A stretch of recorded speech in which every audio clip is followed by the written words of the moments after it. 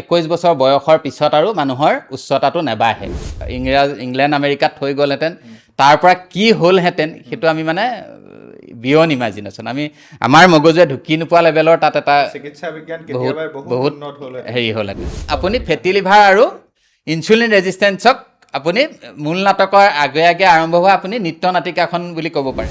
আপোনাৰ চুগাৰ হৈছে বুলি ডায়েবেটিছ ধৰা পৰাৰ পিছত কোনো নন মেডিকেল মানুহক নক'ব লুকাই ৰাখিব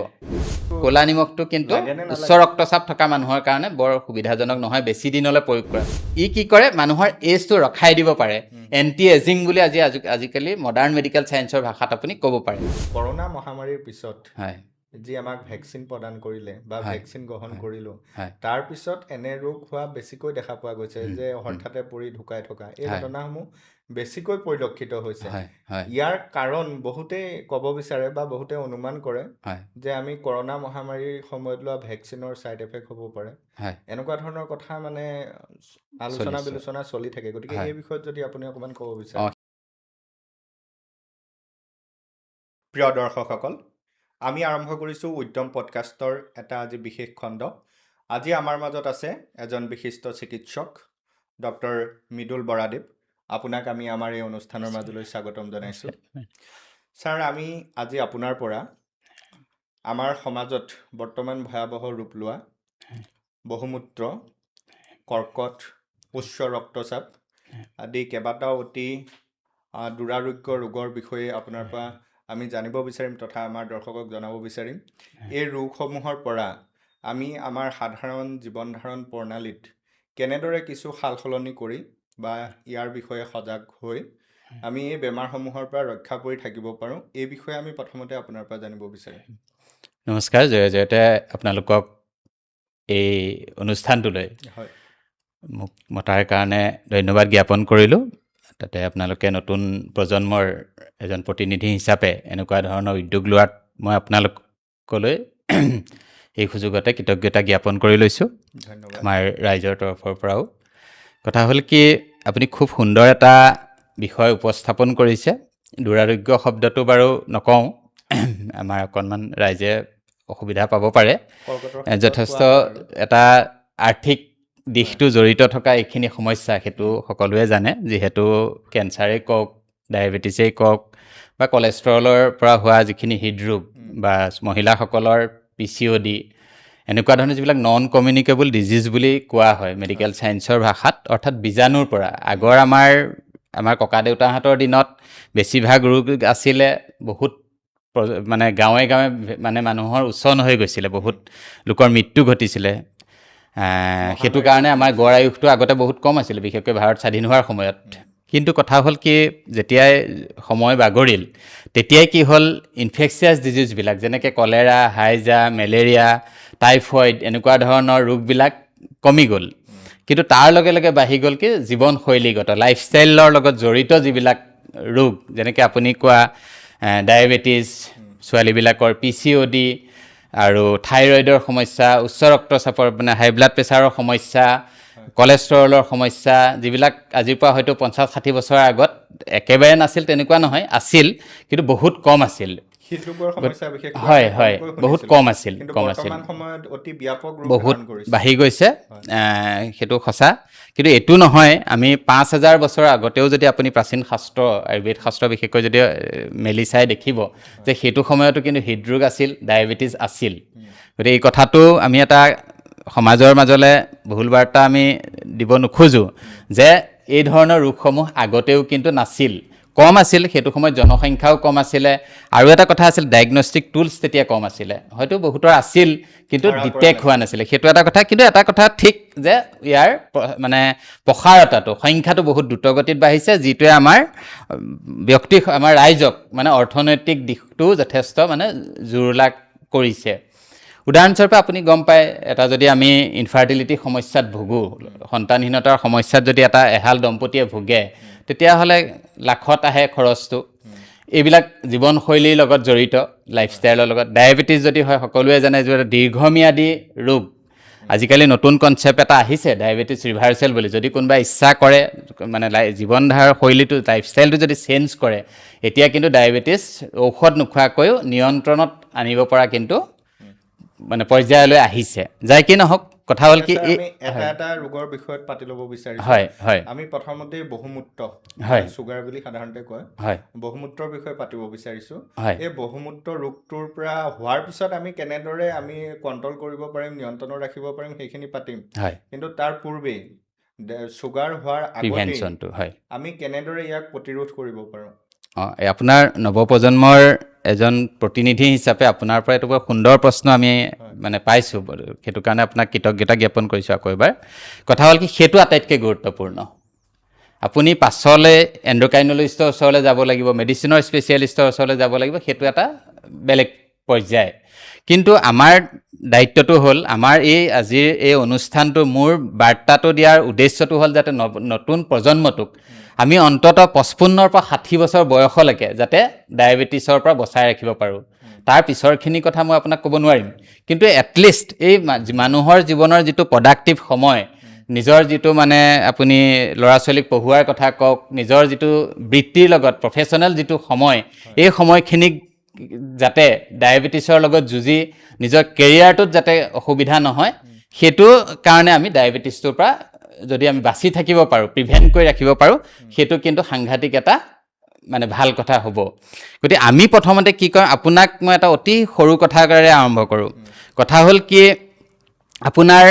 মাত্ৰ এটা সৰু কাম যদি আমি কৰোঁ, ধৰি লওক আমাৰ 21 বছৰ বয়সৰ পিছত আৰু মানুহৰ উচ্চতাটো নেবাঢ়ে। গতিকে সকলোৱে এই আমাৰ পডকাষ্টৰ মাধ্যমেৰে কথাটো যদি অকণমান ৰাইজে হৃদয়ত লয়, আঁকোৱালি লয়, সেইটো হ'ল যে ধৰি লওক এজন আমাৰ নতুন প্ৰজন্মৰ এজন আমি যুৱকৰ কথা ধৰিছোঁ, তেওঁৰ বয়স 21 বছৰ, তেওঁৰ আৰু উচ্চতা নাবাঢ়ে। গতিকে তেওঁক এটা আমি নিৰ্দেশনা দিব খুজিছোঁ, এটা আহ্বান জনাব খুজিছোঁ, সেইটো হ'ল যে তেওঁৰ যিটো উচ্চতা চেণ্টিমিটাৰত, ধৰি লোৱা হ'ল আমাৰ ৰমেন নামৰ এজন আমি ল'ৰাৰ কথা ধৰি লৈছোঁ, ৰমেনৰ উচ্চতাটো আমি চেণ্টিমিটাৰত 165 চেণ্টিমিটাৰ। আমাৰ চিকিৎসা বিজ্ঞানৰ এটা আধুনিক চিকিৎসা বিজ্ঞানে এটা মানে মাইলষ্টন ঠিক কৰি দিছে যে ৰমেনৰ গোটেই জীৱনৰ কাৰণে মেক্সিমাম ৱেইট হ'ব 65 কেজি। এইটো আমি কেনেকৈ পাম? তেওঁৰ যিটো উচ্চতা চেণ্টিমিটাৰত, অৰ্থাৎ 165 চেণ্টিমিটাৰ, 165 চেণ্টিমিটাৰ, তাৰ পৰা খুব সহজ 100 এটা বিয়োগ কৰিব লাগে, 100 মাইনাছ কৰিব লাগে, কিমান থাকিব আমাৰ 65। ইমান সহজ এটা অংক। সেইটোৰ পৰা তেওঁ যদি গোটেই জীৱনটো 65টো যদি গোটেই জীৱনটো মেইনটেইন কৰি ৰাখে, প্ৰথমতে তেখেতে ফেটি লিভাৰ হোৱাৰ সমস্যাৰ পৰা বহুত ক্ষেত্ৰত মানে ৰেহাই পাব। তাৰপিছত ফেটি লিভাৰ হোৱাটোৰ পৰা ৰেহাই পালে ইনচুলিন ৰেজিষ্টেঞ্চৰ পৰা ৰেহাই পাব, আৰু ইনচুলিন ৰেজিষ্টেঞ্চ হোৱাৰ পৰা ৰেহাই পালে তেখেতে ডায়েবেটিছৰ পৰা পৰিত্ৰাণ পাব। গতিকে আমি ইমান এটা ক্ষুদ্ৰ অকণমান কথা এটা যদি আমি মানে জানো, মানে আমি কেতিয়াবা নিজকে মনটো বেয়া লাগিছে যে এতিয়া মই 48 বছৰ বয়সত এই কথাটো ক'ব লগা হৈছে। মই যদি 21 বছৰ বা অন্ততঃ 31 বছৰ বয়সতো যদি এই জ্ঞানকণ মই ভালকৈ ল'লোহেঁতেন, নাই পোৱা বুলি নকওঁ, ল'লোহেঁতেন, তেতিয়াহ'লে চাগে মোৰ অন্ততঃ ডায়েবেটিছ নাই যদি কিছু হ'লেও মই পৰিমাণে হ'লেও মেদবহুলতাত নুভুগিলোহেঁতেন। ছাৰ, এতিয়া আমি সকলোৱে জানো যে ওজন বঢ়াব নালাগে, নিয়ন্ত্ৰণত ৰাখিব লাগে, আৰু আপুনি কোৱা ধৰণে ধৰি লোৱা ৰমেনৰ 65 কেজি থাকিব লাগে, 65 কেজি গোটেই জীৱনটো। এতিয়া আমি সেই কথাটোহে জানিব বিচাৰিছোঁ যে 65 কেজি তেওঁ গোটেই জীৱনটো কেনেদৰে নিয়ন্ত্ৰণ কৰি ৰাখিব? হয়, কথা হ'ল কি, আপুনি জীৱনশৈলীটো কেনে হ'ব লাগিব, তেওঁ খাদ্যাভ্যাস কেনে হ'ব লাগিব? হয়, কথা হ'ল কি, ৰমেনেতো ধৰি ল'লোঁ ভাল ল'ৰা, পঢ়া শুনা কৰিব, তেওঁ কলেজ ইউনিভাৰ্চিটিত পঢ়িব, আমি তেখেতক 21 বছৰ বয়সত সাৱধানবাণী শুনাম। তেওঁ ওজনটো চালোঁ, ৱেইটটো চালোঁ, লগতে আমি তেখেতৰ ব্লাড প্ৰেছাৰ চালোঁ, BMI-টোও চাই দিলোঁ। তেওঁক ক'লোঁ যে তেখেতৰ ৰমেনৰ ধৰি ল'লোঁ আমি সেইটো সময়ত ওজন বাঢ়িলে 66 বা 7, ৰমেনক আমি অকণমান কঠোৰ হ'বলৈ ক'ম। কঠোৰ মানে তেখেতৰ ওজনটো কমাবলৈ ক'ম, যে তোমাৰ সেইটোৱে মই কৈ আছোঁ। ধৰা হওক এতিয়া সেইখিনিতে অকণমান কষ্ট কৰিব লাগিব। আমি প্ৰথম কথা, তেওঁ যিমান দূৰ পাৰে, যিমান দূৰ সম্ভৱ হয়, অন্ততঃ ব্ৰাহ্ম মুহূৰ্তত, যিটো আগৰ পুৰণা শাস্ত্ৰত কৈছিলে, খুব সোনকালে উঠিব লাগে, যিমান পাৰি, অন্ততঃ 6 বজাৰ পিছত যাতে নুঠে, আৰু 10 বজাৰ পিছত যাতে নুঠে, যিমান দূৰ সম্ভৱ হয় সেইটো কৰিব লাগিব। 2 নম্বৰ, ডিনাৰটো, যিটো আমাৰ ৰাতিৰ আহাৰ, কোনো কণ্ডিশ্যনত যাতে 7টা বজাৰ পিছত নাখায়, সেইটো অকণমান সজাগ হ'ব লাগিব। আৰু অতি কমেও তেওঁ যিহেতু 2-1 কেজি ওজন বাঢ়িবলৈ লৈছে অতি কমেও দিনটোত 5000 ষ্টেপ যাতে খোজকাঢ়ে আৰু এটা সৰু কথা কৈছোঁ 2.5 ঘণ্টাৰ অন্তৰালতকৈ কম অন্তৰালত যাতে তেওঁ একো বস্তু নাখায় পানীৰ বাহিৰে আৰু মানে 6 ঘণ্টাতকৈ বেছি গেপ যাতে তেওঁ নাৰাখে এই খোৱা বোৱাৰ ক্ষেত্ৰত অৰ্থাৎ মই ক'লোঁ ধৰা হওক আমি 2 বজাত কিবা এটা খালোঁ কমেও মানে 2.5 ঘণ্টা এটা আমি গেপ এটা ৰাখিব লাগিব অৰ্থাৎ 4:30 বজাৰ আগত অন্ততঃ পানীৰ বাহিৰে বেলেগ খাদ্য গ্ৰহণ কৰিব নালাগে কিন্তু 6 ঘণ্টাতকৈ পাৰ হ'বলৈও দিব নালাগে 6 ঘণ্টাতকৈ পাৰ নহ'লেও ভাল ৰাতি খোৱা সময়খিনি বাদ দি বাকী সময়ত তেখেতে 6 ঘণ্টাতকৈ বেছি পাৰ হ'ব নিবিলে সেইটো এটা ষ্টেপ আৰু এইখিনিতে আমি অকণমান কনফিউজ হৈছোঁ হয় আন এটা কনচেপ্ট আছে যে ইণ্টাৰমিডিয়েট ফাষ্টিঙৰ কথা যিটো কয় ৱেইট কমাবৰ কাৰণে হয় তাতো আপোনাৰ যিমান দেৰি নোখোৱাকৈ থাকিব পাৰি সিমানে ভাল বুলি কয় হয় গতিকে আপুনি আকৌ 6 ঘণ্টাতকৈ মানে বেছি হ'ব নালাগে বুলি কৈছে খাদ্যৰ গেপটো হয় হয় গতিকে এই ক্ষেত্ৰত অকণমান যদি আপুনি মই ক্লিয়াৰ কৰি দিছোঁ ইণ্টাৰমিডিয়েট ফাষ্টিংটো আপুনি জানে চাগে জাপানীজ এজন চাইণ্টিষ্টে কৰিছিলে আমি যিহেতু আমি ভাৰতীয় মানুহ মই ভাৰতীয় পাৰচেপশ্যন মানে ভাৰতীয় দৰ্শনটোৰ মতে ক'ম কথা হ'ল কি আমি বেছি জটিললৈ একো যাব নালাগে আপোনাৰ ককা দেউতাৰ মানে জীৱন ধাৰণ শৈলীটো আপুনি এডপ্ট কৰিলেই হ'ল ককা দেউতাই কেইটামান বজাত খাইছিলে ধৰি লওক 7টা-8টা বজাত জলপান খাইছিলে দুপৰীয়া ভাত খাইছিলে আৰু বেলি দুবাৰ ঠিক অকণমান ইফাল সিফাল ধৰি লওক আপুনি 7 বজামানত সন্ধিয়াৰ আগে পিছে আহাৰ খাইছিলে আপুনি সেইটোৱে হ'ল মানে আমাৰ ব্যক্তিগত বা আমাৰ 20 বছৰীয়া মোৰ চিকিৎসক জীৱনৰ পৰা যিটো পোৱা অভিজ্ঞতা সেইটো হ'ল আইডিয়েল খোৱাৰ সময় গতিকে এইখিনি সময়ত আমি দেখিবই 8টাৰ পৰা 7টালৈ যথেষ্ট মানে সেই 7টাৰ পৰা নেক্সট দিনাৰ আপোনাৰ 8টালৈ যথেষ্ট আপোনাৰ 13 ঘণ্টামান সময় কিন্তু পালে সেইখিনি মানে খোৱাৰ সময় বুলিয়ে ধৰি লওক আগতেতো মানুহে ধৰক আৰু বহু ৰাতিলৈকে থকা নাছিল এই খোৱা সময়খিনিৰ ক্ষেত্ৰত কিন্তু এই 6 ঘণ্টাৰ কথাটো তালৈ নাহে আৰু এই মই বাকী দিনৰ ৰাতিপুৱা 8টাৰ পৰা বা 7টাৰ পৰা এই গধূলি 7টাৰ মাজৰ সময়খিনিত কৈছোঁ 6 ঘণ্টাতকৈ বেছি সময় মানে পেটটো খালী ৰাখিব নালাগে আৰু 2.5 ঘণ্টাতকৈ সোনকালে খাব নালাগে এইটোৱে হ'ল এতিয়া বোধহয় চাগে ৰাইজলৈ বাৰ্তাটো ঠিকেই গৈছেনে বাৰু এতিয়া নিশ্চয় আমিও বুজি পাইছোঁ হয় হয় নিশ্চিতভাৱে দৰ্শকেও বুজি পাব হয় ইয়াতো ইণ্টাৰমিডিয়েট ফাষ্টিংটো হৈছে কাৰণ সন্ধিয়া সোনকালে খাইছে আৰু ৰাতিপুৱা প্ৰায় 8টা বজাত খাইছে আৰু ৰাতি যদি 7টা বা 6টা বজাত খাইছে তেতিয়াহ'লে 13-14 ঘণ্টাৰ গেপ এটা থাকে এইটো প্ৰায় ইণ্টাৰমিডিয়েট ফাষ্টিং হৈছে সম্পূৰ্ণ ইণ্টাৰমিডিয়েট ফাষ্টিং বুলি ক'ব নোৱাৰি ইণ্টাৰমিডিয়েট ফাষ্টিঙৰ এটা পৰ্যায়ত 16 ঘণ্টালৈকে আছে কিন্তু কথাটো হ'ল কি ইণ্টাৰমিডিয়েট ফাষ্টিং আৰু আমাৰ মানে উপৰি পুৰুষৰ খাদ্য মানে গ্ৰহণ কৰাৰ সময়ৰ এটা পাৰ্থক্য আছে সেইটো হ'ল কি ইণ্টাৰমিডিয়েট ফাষ্টিঙত আপোনাৰ এই ৰাতিপুৱাৰ পৰা গধূলিৰ ভিতৰত খোৱা কথাটো ইমান ষ্ট্ৰিক্ট নহয় ধৰি লওক আপুনি নিশা 11 বজাত খালে তেতিয়াহ'লে পিছদিনা 11 আৰু আপোনাৰ 4 মানে আপোনাৰ 3টামান বজাত খাবগৈ লাগিব আপুনি নহয় জানো আপুনি ধৰক ৰাতি নিশা আহাৰটো গ্ৰহণ কৰিলে 11টা বজাত পিছদিনা 11 বজালৈকে হ'ল 12 ঘণ্টা আৰু 4 ঘণ্টা যোগ কৰক আপুনি মানে কেইটা বাজিব আবেলি 3টা বাজিব কিন্তু আপুনি প্ৰেক্টিকেলি চাওকচোন 3টা বজাত খোৱা বস্তুটো জানো আপোনাৰ অন্তৰে বা আপুনি মানে আমি ব্যৱহাৰিকভাৱে জানো সেইটো বস্তুটো গ্ৰহণযোগ্য হ'ব গতিকে আমি ভাবিছোঁ কি ইণ্টাৰমিডিয়েট ফাষ্টিংটো এটা মডিফাইড হেৰিয়াত কৰিম কিন্তু সেইটো আমাৰ উপৰি পুৰুষৰ লগত মিলাকে কৰিম আমাৰ ককা দেউতাই যি ধৰণে খাইছিলে আমি সেই ধৰণে কৰিলে মই ভাবোঁ মোৰ যিটো ব্যক্তিগত অভিজ্ঞতা সেইটো কিন্তু বেছি যেন আমাৰ কাৰণে গ্ৰহণযোগ্য হ'ব তেনেকুৱা লাগে নিশা আমাৰ শাস্ত্ৰই নকয় যে আপুনি ৰাতি 11 বজাত খোৱাটো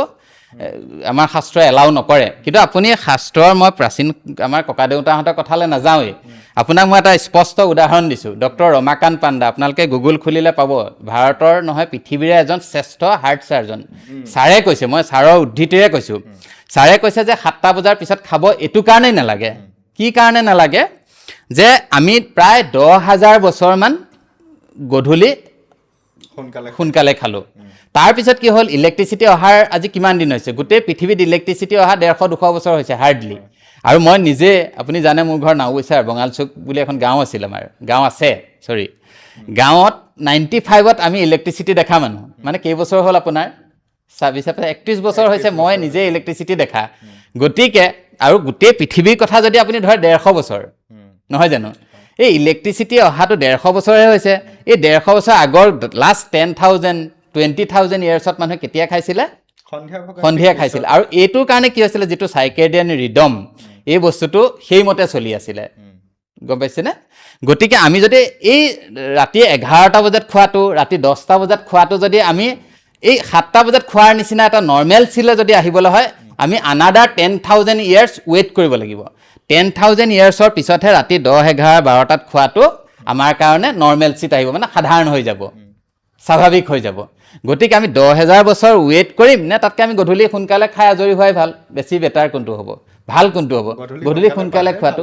হয়নে? আৰু সেইটো আমি বংশানুক্ৰমিকভাৱেও সেয়াই আমাৰ পাইছোঁ, অভ্যাস হৈ গৈছে। হয়। আপুনি এতিয়া শুনি ভাল লগা কথা যে নতুন প্ৰজন্মই কিন্তু সেই বস্তুটো এডপ্ট কৰিবলৈ লৈছে। মই ৰমেনৰ উদাহৰণটো দি আকৌ এটা কৈছোঁ। আৰু ছাৰ এইখিনিতে সেইসকলৰ প্ৰতি কিবা এটা উপায় আছে নেকি, হয়, যিসকলে ধৰি লওক 12 ঘণ্টা, হয়, 14 ঘণ্টা, 18 ঘণ্টালৈকে আজিকালি ৱৰ্কিং আৱাৰ ৱৰ্কিং আৱাৰ, হয়, হয়, হয়, তেখেতলোকে ৰাতি বহুত দেৰিলৈকে কাম কাম কৰিবলগীয়া কৰিব হয়, লাগে, 9টা হয়, 10টা বজালৈকে কাৰ্যালয়তে থাকে। হয়। তেখেতলোকৰ প্ৰতি এই ক্ষেত্ৰত আপুনি কি ক'ব? নহয়, তেখেতসকলে প্ৰথম কথা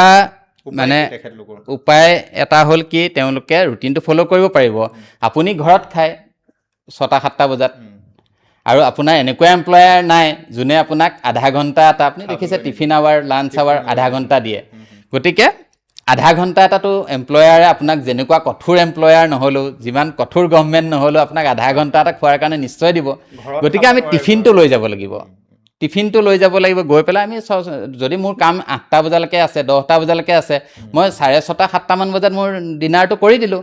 তাৰপিছত অকণমান 10 মিনিট মই তাতে অফিচৰ ভিতৰতে চলাচল কৰি দিলোঁ, তাৰপিছত মই আকৌ পুনৰ কামত ধৰিলোঁ। গতিকে এইটো কেইদিনমানৰ কাৰণে অসুবিধা হয়, কিন্তু পাছত দেখিব গোটেই বস্তুটো মানে নিয়ন্ত্ৰণ কৰে আপোনাৰ মনটোৱে। গতিকে এই মনটো যেতিয়া আমি বান্ধিম, তেতিয়া কিন্তু গোটেই বস্তুখিনি মিলি যায়। ক'ৰবাত 1-2% এক্সেপশ্যনেলিহে মানে এইটো নোহোৱাকৈ থাকে। গতিকে সেই বস্তুটো আমি তেনেকৈ মেনেজ কৰিব লাগিব। ছাৰ, আপুনি ইতিমধ্যে ৰাতিপুৱা সোনকালে উঠা, ব্ৰহ্ম মুহূৰ্তত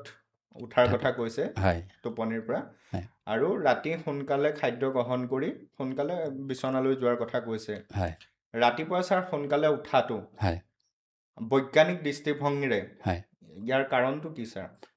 সোনকালে উঠাটো এই ক্ষেত্ৰত কি হয়, সেই সময়খিনিত সাধাৰণতে ষ্ট্ৰেছ হৰমনবিলাক, কৰ্টিচলৰ পৰিমাণটো কম থাকে। সেইটো সময়ত আপুনি পঢ়া শুনাই কৰক বা যিকোনো ধৰণৰ যদি কাম কৰে, সেইটো সময়ত সেই বস্তুবিলাক খুব ধুনীয়াকৈ একচেপ্ট কৰিব পাৰে। সেইটো এটা কাৰণ। আৰু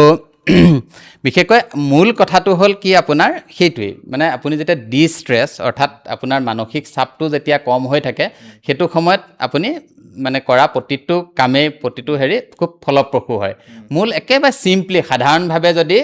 মানে আমি লক্ষ্য কৰোঁ, আৰু এই বস্তুটো আমি প্ৰকৃতিৰ পৰা শিকিব লগা আছে। সেইটো হ'ল চাবচোন, সকলো চৰাই চিৰিকটি কোনেওতো দেৰিলৈকে শুই নাথাকে, তেওঁলোকে সোনকালে শুই উঠি মানে সেইটো আপুনি এটা প্ৰকৃতিয়ে দিয়া নিয়ম বুলিও ধৰিব পাৰে। আৰু প্ৰকৃতিয়ে দিয়া নিয়মৰ বাহিৰত গ'লে কি হয়, আমাৰ এই মেটাবলিজিমৰ খেলি মেলি হয়, সেইটোও এটা কাৰণ। আৰু মূল কথাটো হ'ল, সেইটো সময়ত ষ্ট্ৰেছ হৰমনটোৰ প্ৰভাৱটো কিছু কম থাকে। কৰ্টিচল বুলি যিটো হৰমন থাকে, সেই হৰমনটোৰ পৰিমাণ কম থাকে, আৰু সেইটো কাৰণে আমি সেইটো সময়ত কৰা কামবিলাক খুব ফলপ্ৰসূ হয়। পঢ়া শুনা কৰিলেও খুব ভালকৈ আপুনি মনত ৰাখে বুলি ক'ব পাৰে। আৰু এইটো প্ৰকৃতিৰ যিহেতু এটা নিয়ম সোনকালে শুই উঠাটো, সেইটো কাৰণে আমি সেইটো এডপ্ট কৰাটো, গ্ৰহণ কৰাটো খুব বাঞ্ছনীয়। এই দুটা মেইন কাৰণ। আৰু বহুতো গৱেষণা আছে, গোটেইখিনি ক'বলৈ আমাৰ সময় নহ'ব। অদূৰ ভৱিষ্যতে আমি তাৰ ওপৰত বিতংভাৱে ব্ৰহ্মমূত্ৰৰ ওপৰত আলোচনা কৰিম। ঠিক আছে, ধন্যবাদ জনাইছোঁ ছাৰ। ইয়াৰ পিছতে আমি জানিব বিচাৰিছোঁ, ৰাতি সোনকালে খাদ্য খোৱাৰ কথা আপুনি কৈছে, যিমান সম্ভৱ হয়। খাদ্য গ্ৰহণ কৰাৰ পিছত কিমান সময়ৰ পিছত বিচনালৈ যাব লাগে? খাদ্য গ্ৰহণ কৰাৰ পিছত আপোনাৰ চাগে মনত আছে, আপোনাৰ ককা দেউতাহঁতে কোৱা, অন্ততঃ 100 খোজ কাঢ়ে বুলি কয়। আৰু মই আকৌ এবাৰ ডক্টৰ ৰমাকান্ত পাণ্ডা ছাৰৰ উদ্ধৃতি দি ক'ম, কাৰণ মই ছাৰৰ নামটো এইটো কাৰণে কৈছোঁ, ছাৰ ৱৰ্ল্ডৰ এজন বেষ্ট ছাৰ্জন, হাৰ্ট ছাৰ্জন। গতিকে তেখেতৰ একচেপ্টেঞ্চ, গ্ৰহণযোগ্যতাটো গোটেই পৃথিৱীত আছে। গতিকে ছাৰৰ ৰেফাৰেঞ্চটো কৰিলে নৱপ্ৰজন্মৰ আমাৰ ল'ৰা ছোৱালীখিনিয়ে মোৰ কথাখিনি ল'বলৈ ভাল পাব। সেইটো কাৰণে ছাৰৰ মতে 10 পৰা 15 মিনিট আপোনাৰ খোৱাৰ পিছত খোজকাঢ়িব লাগে। আৰু আমাৰ সাধাৰণীকৃত জেনেৰেলাইজ কৰি যদি কওঁ, আমি খোৱাৰ 2 ঘণ্টাৰ পিছত বিচনালৈ যাব লাগে আচল নিয়ম মতে। গতিকে স্পষ্টকৈ আমি এটাই ক'লোঁ যে আমি খোৱাৰ পিছত অলপ খোজকাঢ়িব লাগে 10 পৰা 15 মিনিট, আৰু 2 ঘণ্টাৰ পিছত শুব লাগে। অৰ্থাৎ 7টা বজাত আমি আহাৰ গ্ৰহণ কৰিলোঁ আৰু 9টা বজাত শুবলৈ গ'লোঁ। আৰু আমাক ইতিমধ্যে আমি আপোনাক এটা সীমা দিয়াই হৈছে 10 বজা। গতিকে খুব ধুনীয়াকৈ আমাৰ এটা জীৱনশৈলীটো ধুনীয়াকৈ এই বিষয়ত ছাৰ আমি অকণমান খৰচি মাৰি জানিব বিচাৰিম। বহুজনে বিভিন্ন মত দিয়ে। কিছুসকলে কয় যে আমি খাদ্য খায়েই যদি লগে লগে শুই থাকোঁ, তেনেহ'লে সেই খাদ্য আমাৰ হজম নহয়। আৰু বিভিন্নজনৰ মতে যে আমি শুই থাকিলেও টোপনিত থাকিলেও আমাৰ বডিয়ে যিখিনি কাম কৰি থাকিব লাগে সেইখিনি কৰিয়ে থাকিব, হয় গতিকে খাই লগে লগে শুই দিলেও হজম হোৱাৰ ক্ষেত্ৰত হয় কোনো ধৰণৰ অসুবিধা নহয়। হয় এই বিষয়ত আপুনি যদি অকণমান নাই, স্পষ্ট এইটো কৰি যিটো দিয়ে। বিজ্ঞানসন্মত যিটো গোটেই পৃথিৱীৰ যিটো গৱেষণা, যিটো আপোনাৰ এবছলিউট ট্ৰুথ, উম, পৃথিৱীত ইমান জনসংখ্যা আছে, ইমান বৈজ্ঞানিক আছে, ইমান মতাদৰ্শ আছে, চবৰে নিজৰ নিজৰ এটা ধাৰণা থাকিব, ধাৰণা অধিকাৰ আছে ধাৰণা এটা দিয়াৰ, সামাজিক মত আগবঢ়োৱাৰ এটা সামাজিক অধিকাৰ আছে। মাধ্যমতো মতামত কিন্তু দিয়া আমি বহুত লোক সামগ্ৰিক আছে। যিটো এবছলিউট, যিটো তাৰ পৰা সাৰ যিটো মানে সিদ্ধান্ত, উম, সেইটো হ'ল যে খোৱাৰ পিছত অন্ততঃ 10 পৰা 15 মিনিট খোজ কঢ়াটো আৰু 2 ঘণ্টাৰ পিছত খোৱাটো, এইটো আমি এবছলিউট ট্ৰুথ বা এটা এবছলিউট সিদ্ধান্ত বুলি গোটেইখিনি মানে ধৰক গৱেষণা আদি কৰি পেলাই এটা সাৰ বুলি আমি ল'ব পাৰোঁ। কাৰণ ক'লোৱেই পৃথিৱীত নানা মুনিৰ নানা মত, হয়। সকলোৱে বিভিন্ন ধৰণৰ মতৰ, গতিকে গোটেইখিনি মিলাই পেলাই আমি এবছলিউট ট্ৰুথ হিচাপে আমি এই বস্তুটো গ্ৰহণ কৰিলে ভাল।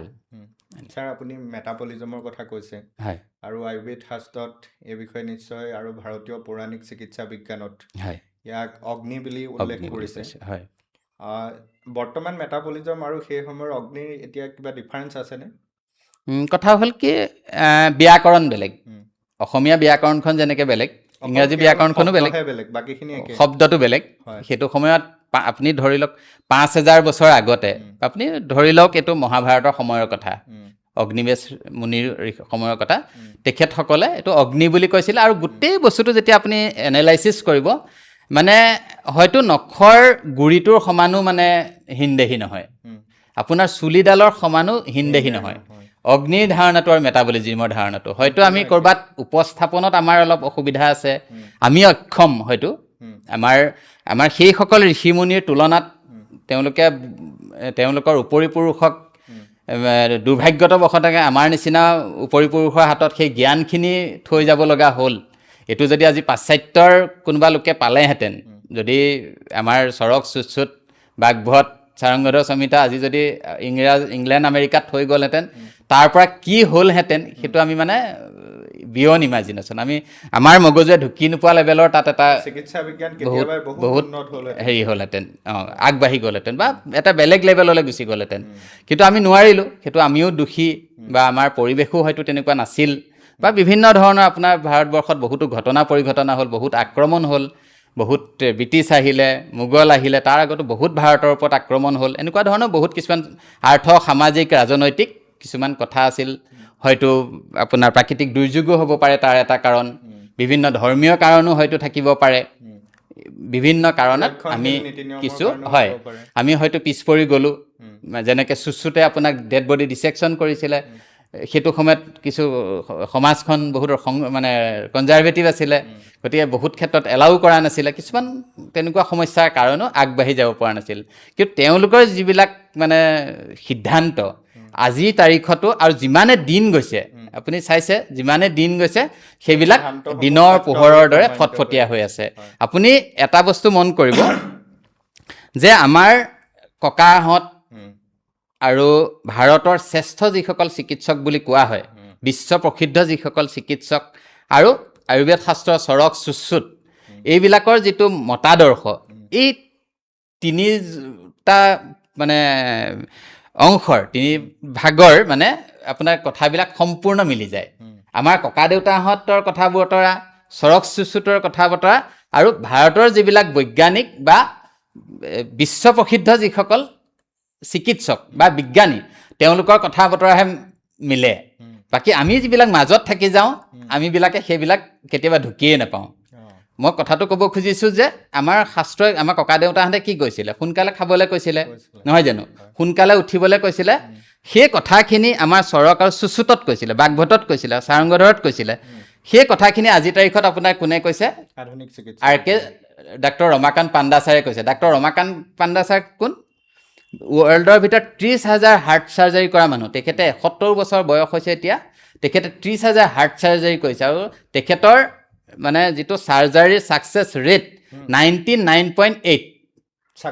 Success rate. আৰু তেখেতে অপাৰেশ্যন কাক কৰিছে? অটল বিহাৰী বাজপেয়ীক কৰিছে, লালু প্ৰসাদ যাদৱক কৰিছে, মনমোহন সিঙক কৰিছে। আপুনি কথাটো দেখিলেনে? ডক্টৰ ৰমাকান্ত পাণ্ডা ছাৰৰ কথা আৰু আপোনাৰ ককা দেউতাৰ কথা আৰু চৰক আৰু সুশ্ৰুতৰ কথা বাগভটৰ কথা একেই তাৰ মাজত যিখিনি আমি থাকি গ'লোঁ সেইখিনি মানুহে আমি খেলি মেলিবিলাক কৰি থাকোঁ কথাটো গম পালে এই কথাটো এটা খুব মানে মন কৰিবলগীয়া কথা হয় ছাৰ বুজি পাইছোঁ আপোনাক ধন্যবাদ জনাইছোঁ আমি ছাৰ এতিয়া মূলতঃ কথা পাতি আছিলোঁ ডায়েবেটিছ বা বহুমূত্ৰ ৰোগ হোৱাৰ আগতে আমি কেনেকৈ প্ৰতিৰোধ কৰিব পাৰোঁ এই বিষয়ত আপুনি ওজনৰ কথা কৈছে যে ওজন নিয়ন্ত্ৰণত ৰাখিব লাগে ইয়াৰ পিছত আপুনি খাদ্যাভ্যাসৰ কথা কৈছে ব্যায়ামৰ কথাটো ক'বহে চাগে ব্যায়ামৰ কথাটো খোজকঢ়া কথাটো ক'লে খোজকঢ়া কথাটো কৈছোঁ সেইটো মই ষ্ট্ৰেছটো দিব লাগিব আৰু এই বিষয়ত আপুনি আৰু কিবা ক'ব বিচাৰিব বা পৰামৰ্শ দিব বিচাৰিব প্ৰথম কথা হ'ল কি আমি ইতিমধ্যেতো কৈছোঁৱে খোৱা বোৱাৰ নিয়মটো সময়খিনি ওজনৰ কথাটো ক'লে খোৱা বোৱাৰ নিয়মৰ কথা ক'লে আৰু খোজকঢ়াটো বাধ্যতামূলক অন্ততঃ 21 বছৰ বয়সৰ পৰা 5,000 কিলোমিটাৰ 5,000 ষ্টেপ কমেও প্ৰতিদিনে খোজকঢ়াটো মানে প্ৰায় বাধ্যতামূলক কৰি ল'ব লাগে আৰু এটা কথা আপুনি যদি অনুমতি দিয়ে মই ক'ব খোজোঁ সেইটো হ'ল কি যে মই ভাৰতৰ কিছুমান বিশেষজ্ঞ চিকিৎসকৰ ভাষাৰেহে কওঁ কাৰণ মই চৰকাৰক আমাৰ পলিচি মেকাৰসকলক কিবা এটা মানে ক'ব পৰাকৈ মোৰ কোৱালিফিকেশ্যন নাই এলিজিবিলিটি নাই মই সেইটো লেভেলৰ মানুহ নহয় কিন্তু এই বিশেষজ্ঞ যিসকল আমাৰ ভাৰতৰ বিশ্বপ্ৰসিদ্ধ যিসকল চিকিৎসক আছে তেওঁলোকৰ মই এটা কথাৰে কওঁ সেইটো হ'ল যে আপুনি যিহেতু কম বয়সৰ হয়তো আপুনি পাইছিলে নে মই নাজানো আপোনাৰ দেউতাক সুধিলে আপুনি জানিব বা মাক সুধিলে জানিব আমাৰ স্কুলবিলাকত আমাৰ সময়লৈকে আপোনাৰ PT বুলি শিক্ষক আছিলে ফিজিকেল ট্ৰেইনিং বা ফিজিকেল এডুকেশ্যনৰ শিক্ষক আছিল আৰু আমি থাকোঁতেই আমাক PT কৰাইছিলে লাহে লাহে যেতিয়া আমি ক্লাছ 8-9ৰ ফালে আহিলোঁ তেতিয়ালৈকে দেখিলোঁ যে আমাক যিসকলে ফিজিকেল এডুকেশ্যন বা PT শিক্ষক আছিল ছাৰসকলক আমাক ছ'চিয়েল ষ্টাডিজ বা ইংৰাজী পঢ়াবলৈ লগাই দিছিলে মানে কথাটো আমাৰ গণ্ডগোলটো ক'ত হ'ল গম পাইছেনে অপ্ৰয়োজনীয় বুলি ভাবি লৈছিলে মানে হয়তো ক'ত কেনেকৈ মানে খেলি মেলিটো হ'ল নাজানো কিন্তু এইটো মই মোৰ চকুৰে দেখা যেতিয়া আমি 89ত ধৰক 5-6ত আছিলোঁ তেতিয়া PT টিচাৰ আছিলে শিক্ষক আছিলে আমাৰ গম পালেনে তাৰপিছত যেতিয়া আমি 9-10 পালোঁ তেতিয়া কি হ'ল সেই ফিজিকেল ট্ৰেইনিঙৰ যিসকল বা ফিজিকেল এডুকেশ্যনৰ ছাৰসকলক কি কৰিলে ইংৰাজী হিন্দী যোনে যি পঢ়াই ভাল পায় সেইটোলৈ দিলে অৰ্থাৎ আমাৰ ফিজিকেল ট্ৰেইনিংটোত শাৰীৰিক কচৰৎ ফিজিকেল এক্সাৰচাইজটো কি কৰিলে এলাগী কৰিলে যাৰ কাৰণে আপুনি চাব তাৰ পিছৰ পৰাই আপুনি ছুগাৰৰ সংখ্যাটো বাঢ়ি গ'ল ডায়েবেটিছৰ সংখ্যা বাঢ়িলে থাইৰয়ডৰ সমস্যা বাঢ়িলে প্ৰেছাৰৰ সমস্যা বাঢ়িলে আৰু ছোৱালীবিলাকৰ PCOD আৰু এই মেদবহুলতাৰ সমস্যাটো বাঢ়িলে গতিকে মই আকৌ সংশ্লিষ্ট পক্ষক যিহেতু মোৰ অধিকাৰ নাই মই যোগ্যতা নাই গতিকে সেই ভাৰতৰ ৰমাকান্ত পাণ্ডা ছাৰৰ নিচিনা চিকিৎসকৰ মানে কথাৰ প্ৰতি একে সুৰ মিলাই মই ক'ম যে আমাৰ স্কুলবিলাকত প্ৰাইভেট স্কুলেই হওক আপোনাৰ ছিনিয়ৰ ছেকেণ্ডেৰী স্কুলতেই হওক সকলো স্কুলতেই অন্ততঃ 10 বছৰৰ পিছত বা 13 বছৰৰ পিছত যাতে অন্ততঃ আধা ঘণ্টাৰ কাৰণে আপোনাৰ শাৰীৰিক ব্যায়ামটো ফিজিকেল এক্সাৰচাইজটো কম্পালচৰি কৰা হয় এইটো এটা খুব মানে ডায়েবেটিছ প্ৰিভেনশ্যনৰ কাৰণে এটা খুব গুৰুত্বপূৰ্ণ অন্যথা কি হ'ব ডায়েবেটিছ ধৰক এজন মানুহৰ ডায়েবেটিছ আজি ধৰা পৰিছে আপুনি বুজিব লাগিব তেখেতৰ ডায়েবেটিছৰ যিটো বীজ যিটো গুটি সেই গুটিটো কমেও 10 বা 15 বছৰ আগতে ৰোৱা হৈছিলে সেই 10-15 বছৰ পিছতহে আহি আজি কিন্তু ডিজিজ হিচাপে বেমাৰ হিচাপে কিন্তু ছুগাৰটো বেছি দেখুৱাইছে অৰ্থাৎ সেইটো 10 বছৰ 15 বছৰ আগতেই তাৰ কঠীয়াটো সিঁচা হ'ল কঠীয়াটো সিঁচাটো সেই তেনেকেই হ'ল আমি দেৰিকৈ উঠিলোঁ খোৱাটো দেৰিকৈ খালোঁ সেই গোটেইখিনি মিলি পাছত গৈ পেলাই ডায়েবেটিছ হ'ল এইখিনি আমাৰ কথা আৰু ছাৰ আপুনি কৈছে যে এজন মানুহৰ ছুগাৰ বা ডায়েবেটিছ বহুমূত্ৰ ৰোগ এজন মানুহৰ দেহত প্ৰায় 10 বছৰ আগতেই আৰম্ভ হয় আৰু তাৰ পিছতহে ধৰা পৰে মানে সেই 10 বছৰটো তেখেতৰ স্বাস্থ্যত বহুত ক্ষতি হ'ব পাৰে ভিতৰি সাধাৰণতে নহয় মানে প্ৰথম অৱস্থাত কি হয় আপোনাক ক'লোঁ ফেটি লিভাৰ ইনচুলিন ৰেজিষ্টেঞ্চ এনেকৈ বহুত বছৰ চলি গুচি যায় পাছৰ ফালে আপোনাৰ সেইটো গৈ পেলাই ডায়েবেটিছ হয়গৈ আপোনাৰ সেইটো কাৰণে আমি ফেটি লিভাৰ যে কৈ থাকোঁ সেইটো একদম নেগলেক্ট কৰিব নালাগে কাৰণ ফেটি লিভাৰ ইনচুলিন ৰেজিষ্টেঞ্চেই গৈ পেলাই পাছত গৈ পেলাই সেইটো মানে ডায়েবেটিছ হ'ব পাৰে আপুনি আমাৰ থিয়েটাৰ চাওঁ আমি আগতে এতিয়াও চাওঁ নহয় জানো আপুনি ফেটি লিভাৰ আৰু ইনচুলিন ৰেজিষ্টেঞ্চক আপুনি এই যে থিয়েটাৰ যে আৰম্ভ হোৱাৰ মেইন নাটকখন মূল নাটকখন আৰম্ভ হোৱাৰ আগে আগে যে নৃত্য নাটিকা বুলি কওঁ আপুনি ফেটি লিভাৰ আৰু ইনচুলিন ৰেজিষ্টেঞ্চক আপুনি মূল নাটকৰ আগে আগে আৰম্ভ হোৱা আপুনি নৃত্য নাটিকাখন বুলি ক'ব পাৰে আৰু পাছত গৈ পেলাই মূল নাটক আৰম্ভ হয় অৰ্থাৎ ডায়েবেটিছ আৰম্ভ হয় কিন্তু আমি এই নৃত্য নাটিকাৰ সময়তেই যদি সাৱধান হৈ যাওঁ ডায়েবেটিছ প্ৰতিৰোধ কৰাত বা প্ৰি ডায়েবেটিছৰ পৰা নন ডায়েবেটিক হোৱাৰ ক্ষেত্ৰত কিন্তু আমি বহুত সফল হ'ব পাৰিম ছাৰ এতিয়া প্ৰি ডায়েবেটিছ এৱাৰনেছৰ বিষয়ে আমি পাতিলোঁ হয় এতিয়া জানিব বিচাৰিছোঁ আপোনাৰ এজন মানুহৰ ডায়েবেটিছ হৈ গ'ল বহুমূত্ৰ ৰোগত তেওঁ আক্ৰান্ত হয় তেখেতে কি কি সাৱধানতা ল'ব লাগিব হয় আৰু আমাৰ সাধাৰণতে কোৱা হয় যে বহুমূত্ৰৰ যদি আমি মানে দৰৱ ঔষধ বা টেবলেট খাবলৈ আৰম্ভ কৰি দিওঁ হয় তেনেহ'লে আৰু সাধাৰণভাৱে ইয়াক নিৰাময় কৰা উপায় নাথাকে খায়ে থাকিব লাগিব হয় এই বিষয়ত আপুনি কি ক'ব প্ৰথম কথা আপোনাৰ যদি ডায়েবেটিছ ধৰা পৰিলে প্ৰথম কথা আপুনি এজন বিশেষজ্ঞ চিকিৎসকৰ ওচৰলৈ যাওক কাৰণ এতিয়া সৰু টাউন ডাঙৰ টাউন সকলোতে বিশেষজ্ঞ চিকিৎসক আছে হয়তো আমাৰ লখিমপুৰৰ নিচিনা ঠাইত এণ্ডক্ৰাইনলজিষ্ট নাই মানে হৰমন বিশেষজ্ঞ বা ডায়েবেটিছ বিশেষজ্ঞ নাই কিন্তু আমাৰ সেই কামটো আমাৰ মেডিচিনৰ চিকিৎসকসকলে বৰ ধুনীয়াকৈ কৰিব পাৰে গতিকে যিহেতু আমাৰ সকলো টাউনতে মেডিচিনৰ স্পেচিয়েলিষ্ট খুব ভালকৈ এভেইলেবল আছে গতিকে প্ৰথমতেই মই ক'ম যে এজন মেডিচিনৰ স্পেচিয়েলিষ্টৰ ওচৰত যাওক তেখেতৰ পৰামৰ্শ গ্ৰহণ কৰক আৰু তাৰ লগতে আপোনাৰ ব্যায়াম আৰু যোগাসন এইকেইটা কৰক আৰু এই লাইফষ্টাইলৰ যিটো চেঞ্জ এই চেঞ্জটো আপুনি তেখেতৰ মানে পৰামৰ্শ লৈ পেলাই আৰু তেখেতৰ অনুমতি লৈ পেলাই আমি ইতিমধ্যে যিকেইটা আগতে ক'লোঁ সোনকালে খোৱা খোজকঢ়া এই ধৰণৰ বস্তুকেইটা কিন্তু সেই মানে আধুনিক দৰৱকেইটাৰ লগত কিন্তু আপোনাৰ যোগ কৰি দিব লাগিব মই একদম মোৰ ব্যক্তিগত জীৱনৰ অভিজ্ঞতাৰ পৰা কৈছোঁ ৰোগীসকলৰ অভিজ্ঞতাৰ পৰা কৈছোঁ যে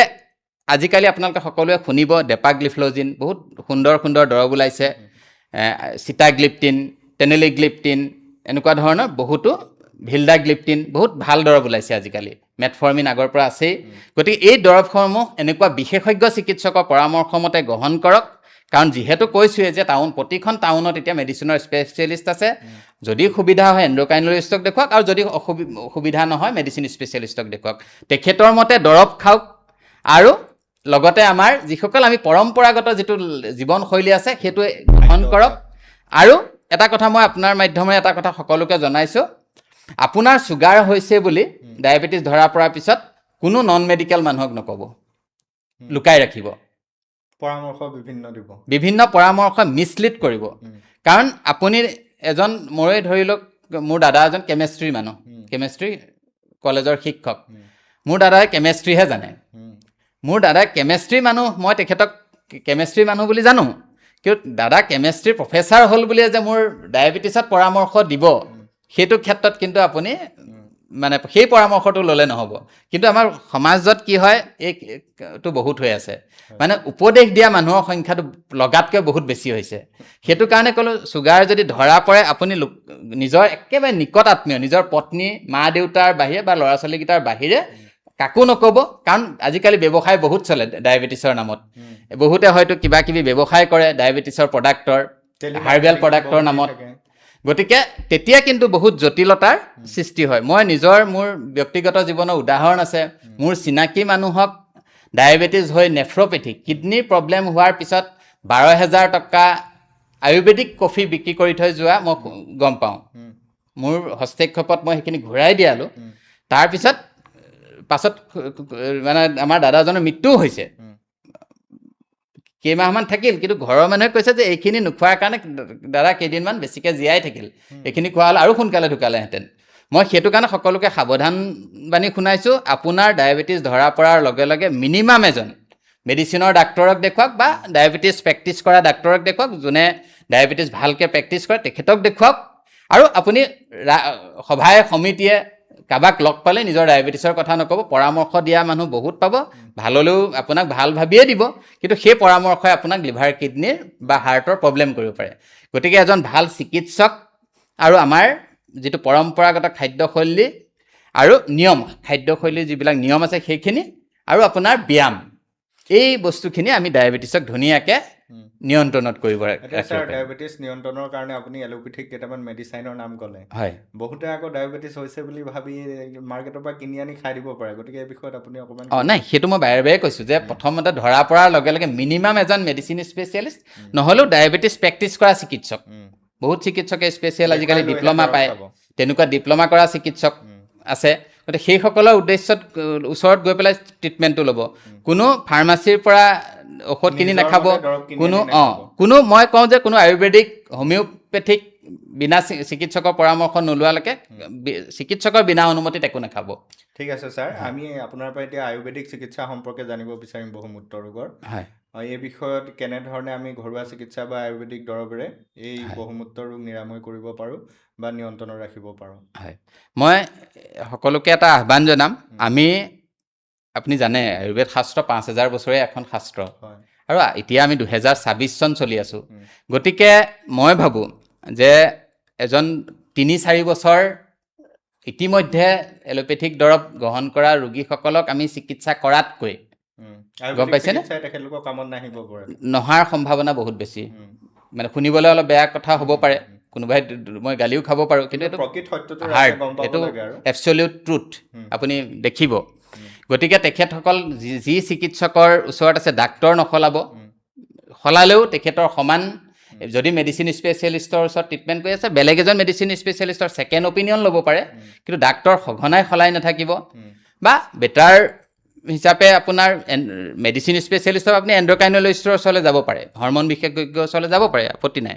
কিন্তু সঘনাই ডাক্তৰ সলাই নাথাকিব। আৰু এনেকুৱা ধৰণৰ ছাপ্লিমেণ্ট, মানে অন্ততঃ নন মেডিকেল পাৰ্চনে দিয়া ছাপ্লিমেণ্ট, বনৌষধি নন মেডিকেল পাৰ্চনে, মই নন মেডিকেল শব্দটো ব্যৱহাৰ কৰিছোঁ। আপুনি কোৱালিফাইড আয়ুৰ্বেদিক ডাক্তৰে জানে কি দিব লাগিব, কোৱালিফাইড হোমিওপেথিক ডাক্তৰে জানে কি দিব লাগিব। গতিকে কোৱালিফাইড চিকিৎসকৰ ওচৰত কিবা এটা ব্যৱস্থা লৈছে, আপত্তি নাই। কিন্তু মোৰ কথাটো হ'ল কি, লাইফষ্টাইল মডিফিকেশ্যনটো ডায়েবেটিছ হোৱাৰ আগতেই হওক বা পিছতেই হওক, সেইটো কৰিবই লাগিব, তাৰ কোনো শ্বৰ্টকাট নাই, বিকল্প নাই। আৰু তাৰ লগতে আমি আমাৰ এজন কোৱালিফাইড আয়ুৰ্বেদিক চিকিৎসকৰ পৰা গিলয় সত্ব বুলি এটা ঔষধি আছে, আপোনাক যিজন চিকিৎসকে ডায়েবেটিছৰ ট্ৰিটমেণ্ট কৰি আছে তেখেতৰ পাৰ্মিশ্যন লৈ, আৰু বহু ডাক্তৰে আজিকালি গৱেষণা কৰে, বিভিন্ন পেথিৰ কথা অৱগত, সেইটো কাৰণে বহুতে আপত্তি নকৰে, 2-এজনৰ কথাটো মই নকওঁ। আৰু তাৰ লগতে আপুনি শিলিখা, আমলখি, ভোমোৰা, ত্ৰিফলা ৰসায়ন ফৰ্মত মানে কি, শিলিখা 1 গুণ, ভোমোৰা 2 গুণ, আমলখি 4 গুণ, এই অনুপাতত ঘৰতে বনাই হওক বা বজাৰৰ পৰা ভাল কোম্পানীৰ কিনি আনি হওক, আপুনি ৰাতি এচামুচ খাব পাৰে। কিন্তু মই আকৌ কৈছোঁ, এজন চিকিৎসকৰ পৰামৰ্শত আৰু আপোনাক ট্ৰিটমেণ্ট কৰি থকা ডায়েবেটলজিষ্টজনৰ পাৰ্মিশ্যন লৈ, তেখেতেতো এডভাইচ নকৰে, কিন্তু তেখেতৰ পাৰ্মিশ্যনটো আপুনি ল'ব লাগিব। এই দুটা কৰিলে কি হ'ব, আপোনাৰ এই আগৰ যিখিনি দৰৱ মই যে ক'লোঁ, টেনেলিগ্লিপ্টিন কওক, তাৰপিছত আপোনাৰ ভিল্ডাগ্লিপ্টিন কওক, ডেপাগ্লিফ্লজিন কওক, এনেকুৱা ধৰণৰ মেটফৰ্মিন কওক, এই ধৰণৰ দৰৱখিনিৰ লগত যদি এটা চিনাৰ্জিষ্টিক ইফেক্ট বুলি কোৱা হয়, তাৰ লগত যদি আমি তেখেতৰ অনুমতি লৈ যদি ব্যৱহাৰ কৰোঁ, তাৰ লগত যদি লাইফষ্টাইলটো যদি আমি অকণমান মডিফিকেশ্যন কৰি দিওঁ,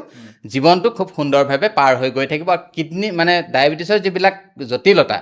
যেনেকৈ ধৰক চকুৰ সমস্যা, ৰেটিনোপেথি হয়, ডায়েবেটিক নেফ্ৰ'পেথি হয়, লিভাৰৰ বিভিন্ন সমস্যা হয়, হাৰ্টৰ সমস্যা হয়, এইবিলাক মানে হোৱাৰ সম্ভাৱনাটো কমিব, আৰু হ'লেও ধৰক তাক আমি পষ্টপন কৰাব পাৰিম। ছাৰ, এতিয়া আপুনি আয়ুৰ্বেদিক চিকিৎসাৰে বহুমূত্ৰ ৰোগ নিয়ন্ত্ৰণ বা নিৰাময়ৰ ক্ষেত্ৰত ত্ৰিফলা ৰাসায়নৰ কথা কৈছে, আৰু আমি জানো ত্ৰিফলা ৰাসায়নৰ এই সূত্ৰৰে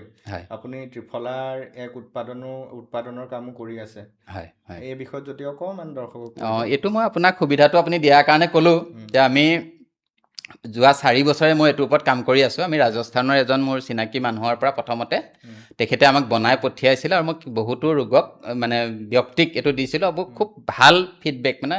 খুব ভাল ৰিজাল্ট তেওঁলোকে পোৱা বুলি আমাক জনাল। তাৰপিছত কি কৰিলোঁ, আমি ভাৰতৰ এটা প্ৰখ্যাত প্ৰতিষ্ঠানৰ পৰা ৰ মেটেৰিয়েলছ আমি শিলিখা, আমলখি, ভোমোৰা এনেকৈ কিনি আনিলোঁ। এভেইলেবল হয়, কিন্তু আমাৰ ইয়াত মানে কি হয়, মইচাৰটো বেছি থাকে, আৰু কি হয়, আমাৰ সেই ধৰণৰ টেকন'লজি, আমাৰ মেচিনটো আমাৰ নাই, আমাৰ ইমান প্ৰযুক্তিগত আমি সক্ষম নহয়, আৰু আমাৰ অসমত সেমেকা জলবায়ু দেশ, আপুনি জানে। গতিকে আমি ইয়াতে যদি কৰোঁ, আৰু সেইটো মানে বেছি দিনলৈ আমি প্ৰিজাৰ্ভ কৰিব নোৱাৰোঁ। আপুনি ঘৰতে নিজৰ কাৰণে বনাই কেইদিনমানৰ কাৰণে বনাই খাইছে, সেইটোত অসুবিধা নাই, কিন্তু লাৰ্জ স্কেলত প্ৰস্তুত কৰাৰ ক্ষেত্ৰত আমি টেকন'লজিকেলি আমি ধৰক আজি তাৰিখত কেপেবল নহয়। মই ব্যক্তিগতভাৱে, যিহেতু মোৰ ফেক্টৰী নাই, প্ৰিজাৰ্ভ কৰিব লাগিব, কাৰণ আপুনি ঘৰত অলপ কম পৰিমাণে আপুনি সেইটো নিজৰ কাৰণে ব্যক্তিগতভাৱে প্ৰস্তুত কৰি খাইছে, সেইটোত অসুবিধা নাই, কাৰণ সেইটো আপুনি ঘৰতে ধৰক 3 পৰা 6 মাহ হ'লে আপুনি ৰাখিব পাৰিব। কিন্তু বাল্ক ফৰ্মত মানে লাৰ্জ স্কেলততো সেইটো আপুনি তেনেকৈ কমাৰ্চিয়েলি আপুনি হেৰি কৰিব নোৱাৰিব বা বহুত মানুহৰ কাৰণে তেনেকৈ বনাব নোৱাৰিব কাৰণ সেইটো কাৰণে আমাৰ ফেক্টৰী লাগিব আৰু আপুনি ভাৰত চৰকাৰৰ অনুমতি ল'ব লাগিব অসম চৰকাৰৰ অনুমতি ল'ব লাগিব বিভিন্ন উদ্যোগৰ পৰা আয়ুষৰ পৰা GMP চাৰ্টিফিকেশ্যন ল'ব সিমানখিনি ল'ব পৰাকৈ আমি সক্ষম নহয় গতিকে আমি ভাল কোম্পেনীৰ পৰা আমি 4টা বস্তু আনিলোঁ আনি পেলাই আমি লখিমপুৰতে সেইটো প্ৰস্তুত কৰি মিক্সিং কৰি পেকেজিংটো কৰিব পাৰিছিলোঁ কিন্তু সেইটো ক্ষেত্ৰত কি হ'ল যিহেতু মই কৈছোঁ লাইচেঞ্চিঙৰ কথা থাকে তাত অকণমান কিছুমান টেকনিকেল অসুবিধা আহিল সেইটো কাৰণে আমি ভাৰতৰ এটা প্ৰখ্যাত প্ৰতিষ্ঠানৰ লগত কথা পাতি জৈক ফাৰ্মাচিউটিকেল বুলি কয় তেওঁলোকে 2000 আয়ুৰ্বেদিক প্ৰডাক্ট বনায় আৰু বিশ্বমানৰ কোৱালিটি দিব পাৰে তেওঁলোকৰ কাৰণ টেকনিকেলি তেওঁলোক বহুত এডভান্সড গতিকে তেওঁলোকৰ লগত আমাৰ এই ফৰ্মুলাটো দি পেলাই আমি এটা এই ত্ৰিফলা ৰসায়নটো প্ৰস্তুত কৰিছোঁ আৰু এইটো মই আকৌ ক'ম যে মানে যিসকলে ইতিমধ্যে আক্ৰান্ত হ'ল তেওঁলোকে খাব পাৰিব চিকিৎসকৰ অনুমতি আৰু পৰামৰ্শ লৈ অনুমতি মানে তেখেতৰ ডায়েবেটলজিজনৰ অনুমতি আৰু এজন আয়ুৰ্বেদিক চিকিৎসকৰ পৰামৰ্শ মতে খাব পাৰিব কিন্তু প্ৰিভেণ্টিভ হিচাপে যাৰ ডায়েবেটিছ হোৱা নাই সেই ক্ষেত্ৰত কিন্তু এটা সাংঘাতিক এটা ৰোল প্লে কৰিব পাৰে সেইখিনি পাতিম ছাৰ এতিয়া আপুনি যিটো ত্ৰিফলা ৰসায়নৰ কথা কৈছে আমাৰ এইটো সাধাৰণতে পৰম্পৰাগতভাৱে আৰু অতি ঘৰুৱাভাৱে ত্ৰিফলাটোতো সকলোৱে ব্যৱহাৰ কৰি আহিছে সেই ত্ৰিফলা আৰু আপোনাৰ এই ত্ৰিফলা ৰসায়ন বা এই ত্ৰিফলাৰ পাৰ্থক্যটো কি হ'ব হয় মই আকৌ কৈছোঁ আমাৰ যিটো পৰম্পৰাগতভাৱে আমি ব্যৱহাৰ কৰা ত্ৰিফলা সেইটোত কি হয় শিলিখা এগুণ থাকে ভোমোৰা এগুণ থাকে আৰু আমলখি এগুণ থাকে সেইটো হ'ল আমাৰ পৰম্পৰাগত ত্ৰিফলা আৰু সেইটোৰ বেছি গুণটো হ'ল ৰেচক মানে আমাৰ শৌচ পায়খানা খোলোচা কৰি ৰাখে ক'লা নিমখটো কিন্তু উচ্চ ৰক্তচাপ থকা মানুহৰ কাৰণে বৰ সুবিধাজনক নহয় বেছি দিনলৈ প্ৰয়োগ কৰাটো আৰু আমাৰ শাস্ত্ৰত মানে একেৰাহে দীৰ্ঘদিন প্ৰয়োগ কৰাটো কিন্তু পাৰ্মিশ্যন দিয়া নাই ঋতু মতে কিছুমান ঋতুত সৈন্ধৱ নিমখৰ লগত ব্যৱহাৰ কৰিবলৈ কৈছে কিন্তু আমি জেনেৰেলাইজ যদি কৰোঁ নিমখ নিমিলোৱাটো ভাল কাৰণ সেইটোৱে প্ৰেছাৰৰ সমস্যাটো বঢ়াব পাৰে আৰু লৱণ ৰস মানুহৰ কাৰণে মানে নিমখটো চলটো বহুত ক্ষেত্ৰত স্বাস্থ্যৰ কাৰণে ভাল নহয় গতিকে বিনা নিমখযুক্ত নিমখ নিমিলোৱাকৈ বনোৱা ত্ৰিফলাহে কিন্তু মোৰ মতে বেছি ভাল আৰু 2 নম্বৰ কথা আমি যিটো ত্ৰিফলা ৰসায়ন বনাইছোঁ সেইটোত হ'ল শিলিখা এগুণ থাকে ভোমোৰা 2 গুণ থাকে আমলখি 4 গুণ থাকে এইটো ৰসায়ন মানে ইয়াত যিহেতু আমলখি 4 গুণ থাকে ইয়াৰ যিটো আধুনিক চিকিৎসা বিজ্ঞানৰ মানে এণ্টিঅক্সিডেণ্ট বুলি কোৱা হয় এই এণ্টিঅক্সিডেণ্ট গুণটো বহুত বেছি থাকে আৰু আয়ুৰ্বেদ শাস্ত্ৰৰ ভাষাত ই বয়স্থাপনানাং অৰ্থাৎ ই কি কৰে মানুহৰ এজটো ৰখাই দিব পাৰে এণ্টি এজিং বুলি আজিকালি মডাৰ্ণ মেডিকেল ছায়েন্সৰ ভাষাত আপুনি ক'ব পাৰে বুজিছেনে যিবিলাক আমাৰ বয়স বাঢ়ি যোৱাৰ লগে লগে শৰীৰত কিছুমান ফ্ৰী ৰেডিকেল বুলি কেমিকেল তৈয়াৰ হয় সেই ৰেডিকেলবিলাকে মানুহক সোনকালে বুঢ়া হোৱাত সহায় কৰে বা বিভিন্ন ধৰণৰ মানে ডেমেজ হোৱাত অংগবিলাকক সহায় কৰে এই ত্ৰিফলা ৰসায়নটোৱে কি কৰে যিহেতু ইয়াত মানে আমলখি পৰিমাণটো 4 গুণ থাকে ই সেই ফ্ৰী ৰেডিকেলবিলাকক আপোনাক খাই পেলায় বা নষ্ট কৰি পেলায় সেইটো কাৰণে কি হয় আমাৰ এজিংটো ৰৈ যায় অৰ্থাৎ মানুহক অকাল মৃত্যুৰ পৰা বচায় কাল মৃত্যুৰ পৰাতো কোনেও বচাব নোৱাৰে শাস্ত্ৰৰ মতে অকাল মৃত্যুৰ পৰা ধৰক এজন মানুহ পৃথিৱীবিলাক তেখেতক 70 বছৰৰ কাৰণে ভগৱানে পঠাইছিলে তেখেতক 70 বছৰলৈকে নিয়াত সহায় কৰিব কাৰোবাৰ জিনত 70-80 বছৰলৈকে আয়ুসটো দিয়া আছে সেইটো 100 বছৰ কৰিব নোৱাৰিবও পাৰে সেইটো হ'ল আমাৰ একদম সাধাৰণভাৱে যদি থুলমূলকৈ কওঁ সেইটো আৰু ইয়াৰ পৰা কি কৰিব ই আমাৰ পাচন তন্ত্ৰটো খুব ষ্ট্ৰং কৰি ৰাখে ত্ৰিফলা ৰসায়নে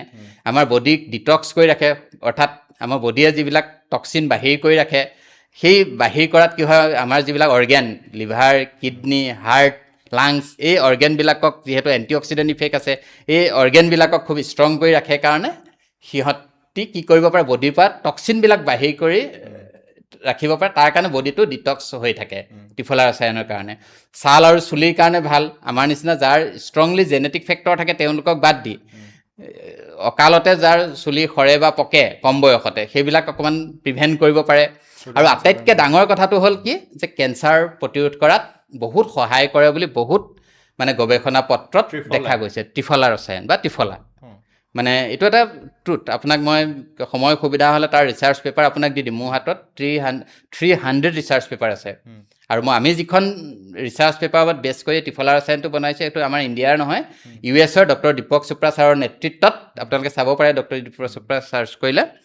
তেখেতৰ নেতৃত্বত যিটো গৱেষণা হৈছিল তাৰ ওপৰত বেছ কৰি আমি এইটো বনাইছোঁ আৰু তাৰ ওপৰত বেছ কৰি কৈছোঁ এইটো এটা কেঞ্চাৰ প্ৰতিৰোধত সহায় কৰা আমাৰ ঘৰুৱা এটা বনৌষধিৰে প্ৰস্তুত কৰা ঔষধি এইখিনি আমাৰ মানে ত্ৰিফলা ৰসায়নৰ গুণ প্ৰথম কথা হ'ল এইটো অৰিজিনেল ফৰ্মুলা এটা আছিলে চৰকৰ পৰা বা সুশ্ৰুতটো আছিল বাগভটতো আছিলে সেইটো সময়ত তাৰ বাগভটত অৱশ্যে 1 2 3 কৈছিলে আৰু এনেই অৰিজিনেলি আছিলে ধৰক শিলিখা এগুণ ভোমোৰা এগুণ আমলখি এগুণ সম পৰিমাণটো চাৰংঘৰৰ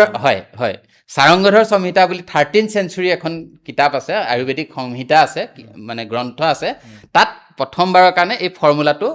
দিছিলে। অৰ্থাৎ তাত শিলিখা এগুণ, ভোমোৰা 2 গুণ, আমলখি 4 গুণ। অৰ্থাৎ লাহে লাহে সময় পৰিৱৰ্তন হৈছিলে, জনসংখ্যা বাঢ়ি গৈছিলে, মানুহৰ 1:2:4 সেইটো হ'ল চাৰংগধৰ সংহিতাৰ ফৰ্মুলা, যিটো আমি গ্ৰহণ কৰিছোঁ। আৰু গ্ৰহণ কৰি বিভিন্ন ধৰণৰ গৱেষণাৰ পৰা দেখা গৈছে, মই ইতিমধ্যে আপোনাক যিকেইটা গুণ মানে ইয়াৰ আছে বুলি ক'লো, সেই গুণখিনি পোৱা গৈছিলে। ধন্যবাদ জনাইছোঁ। আমি এতিয়া বহুমূত্ৰ ৰোগ হোৱাৰ আগৰ ইয়াৰ প্ৰতিৰোধ ব্যৱস্থা, বহুমূত্ৰ ৰোগ হ'লে ইয়াৰ নিৰাময়ৰ ব্যৱস্থাৰ বিষয়ে পাতিলোঁ।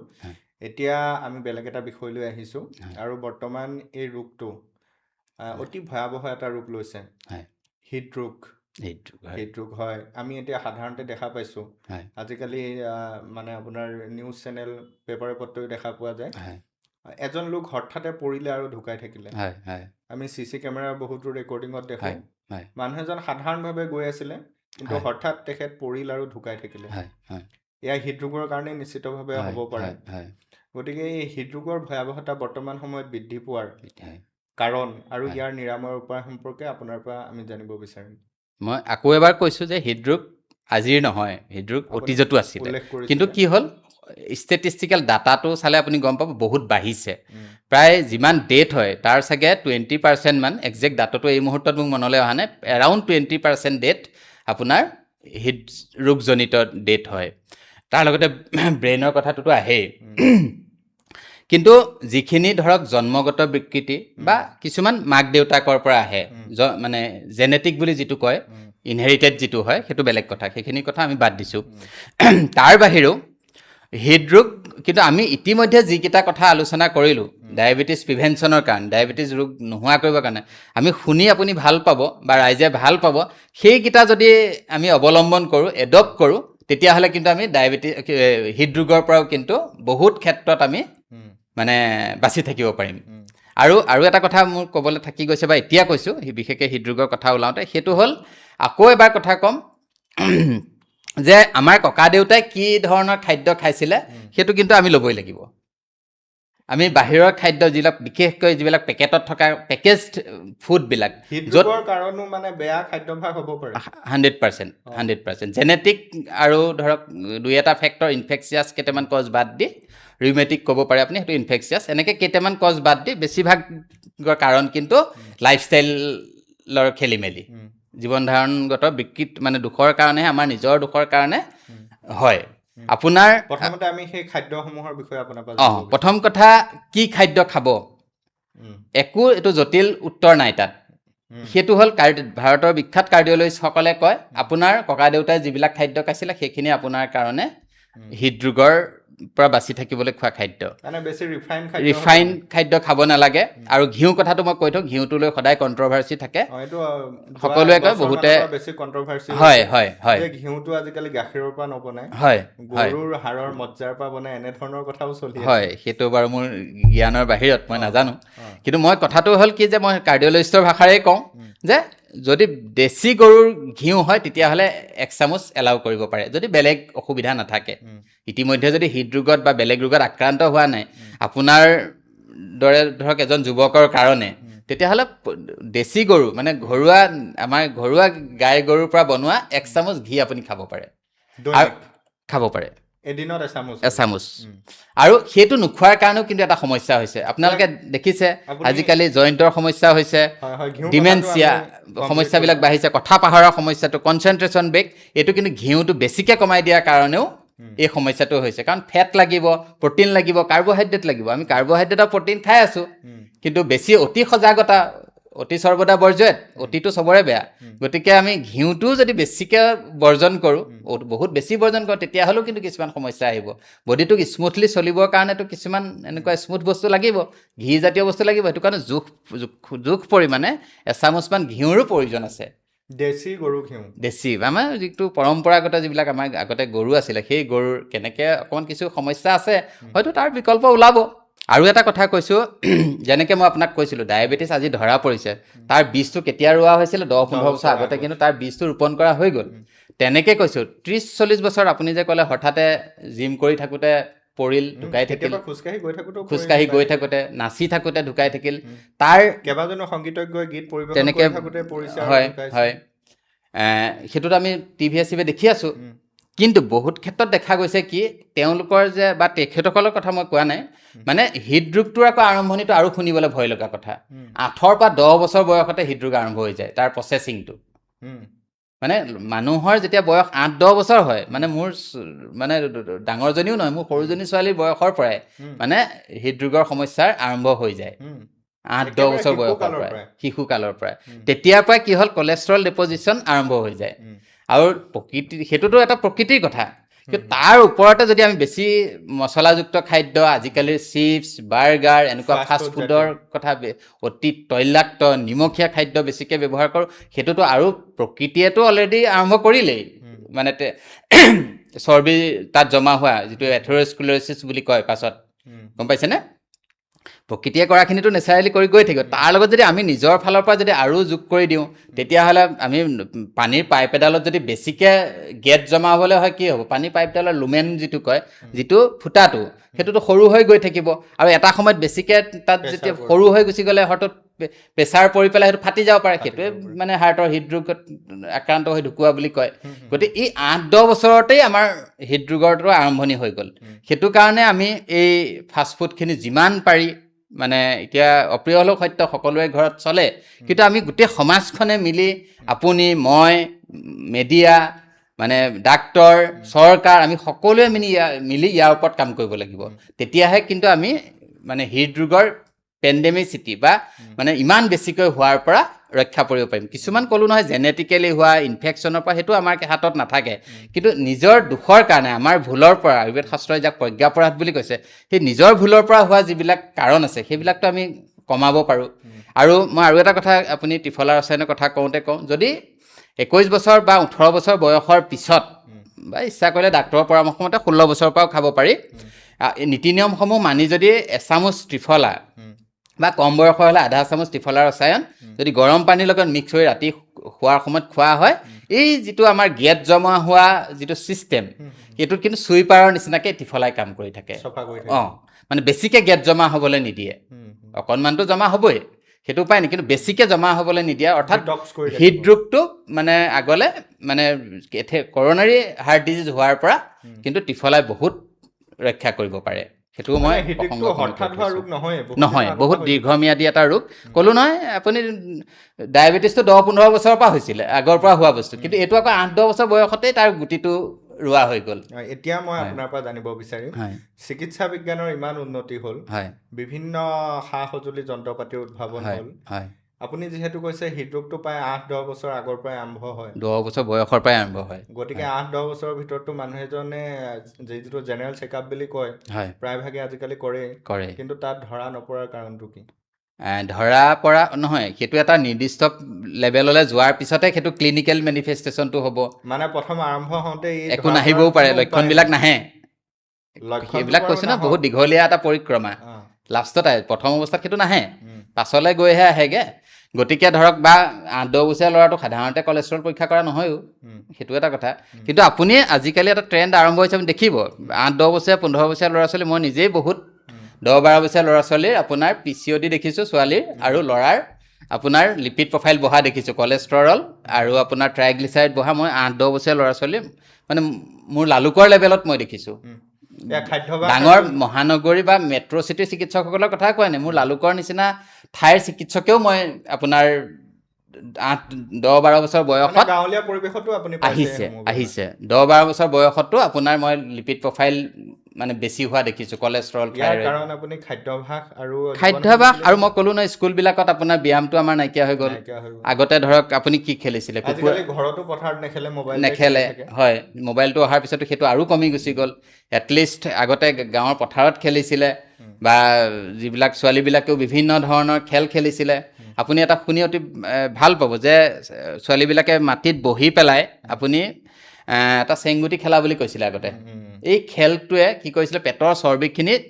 কমাই ৰখাত বহুত হেল্প কৰিছিলে। আপুনি চাব, সেই খেল চেলবিলাক যেতিয়াৰ পৰা নাইকিয়া হৈ গ'ল, তেতিয়াৰ পৰাই কি হ'ল, আপোনাৰ PCOD সমস্যাটো বাঢ়ি গ'ল। মানে ব্যায়ামটো একেবাৰে নাইকিয়া হৈ গ'ল।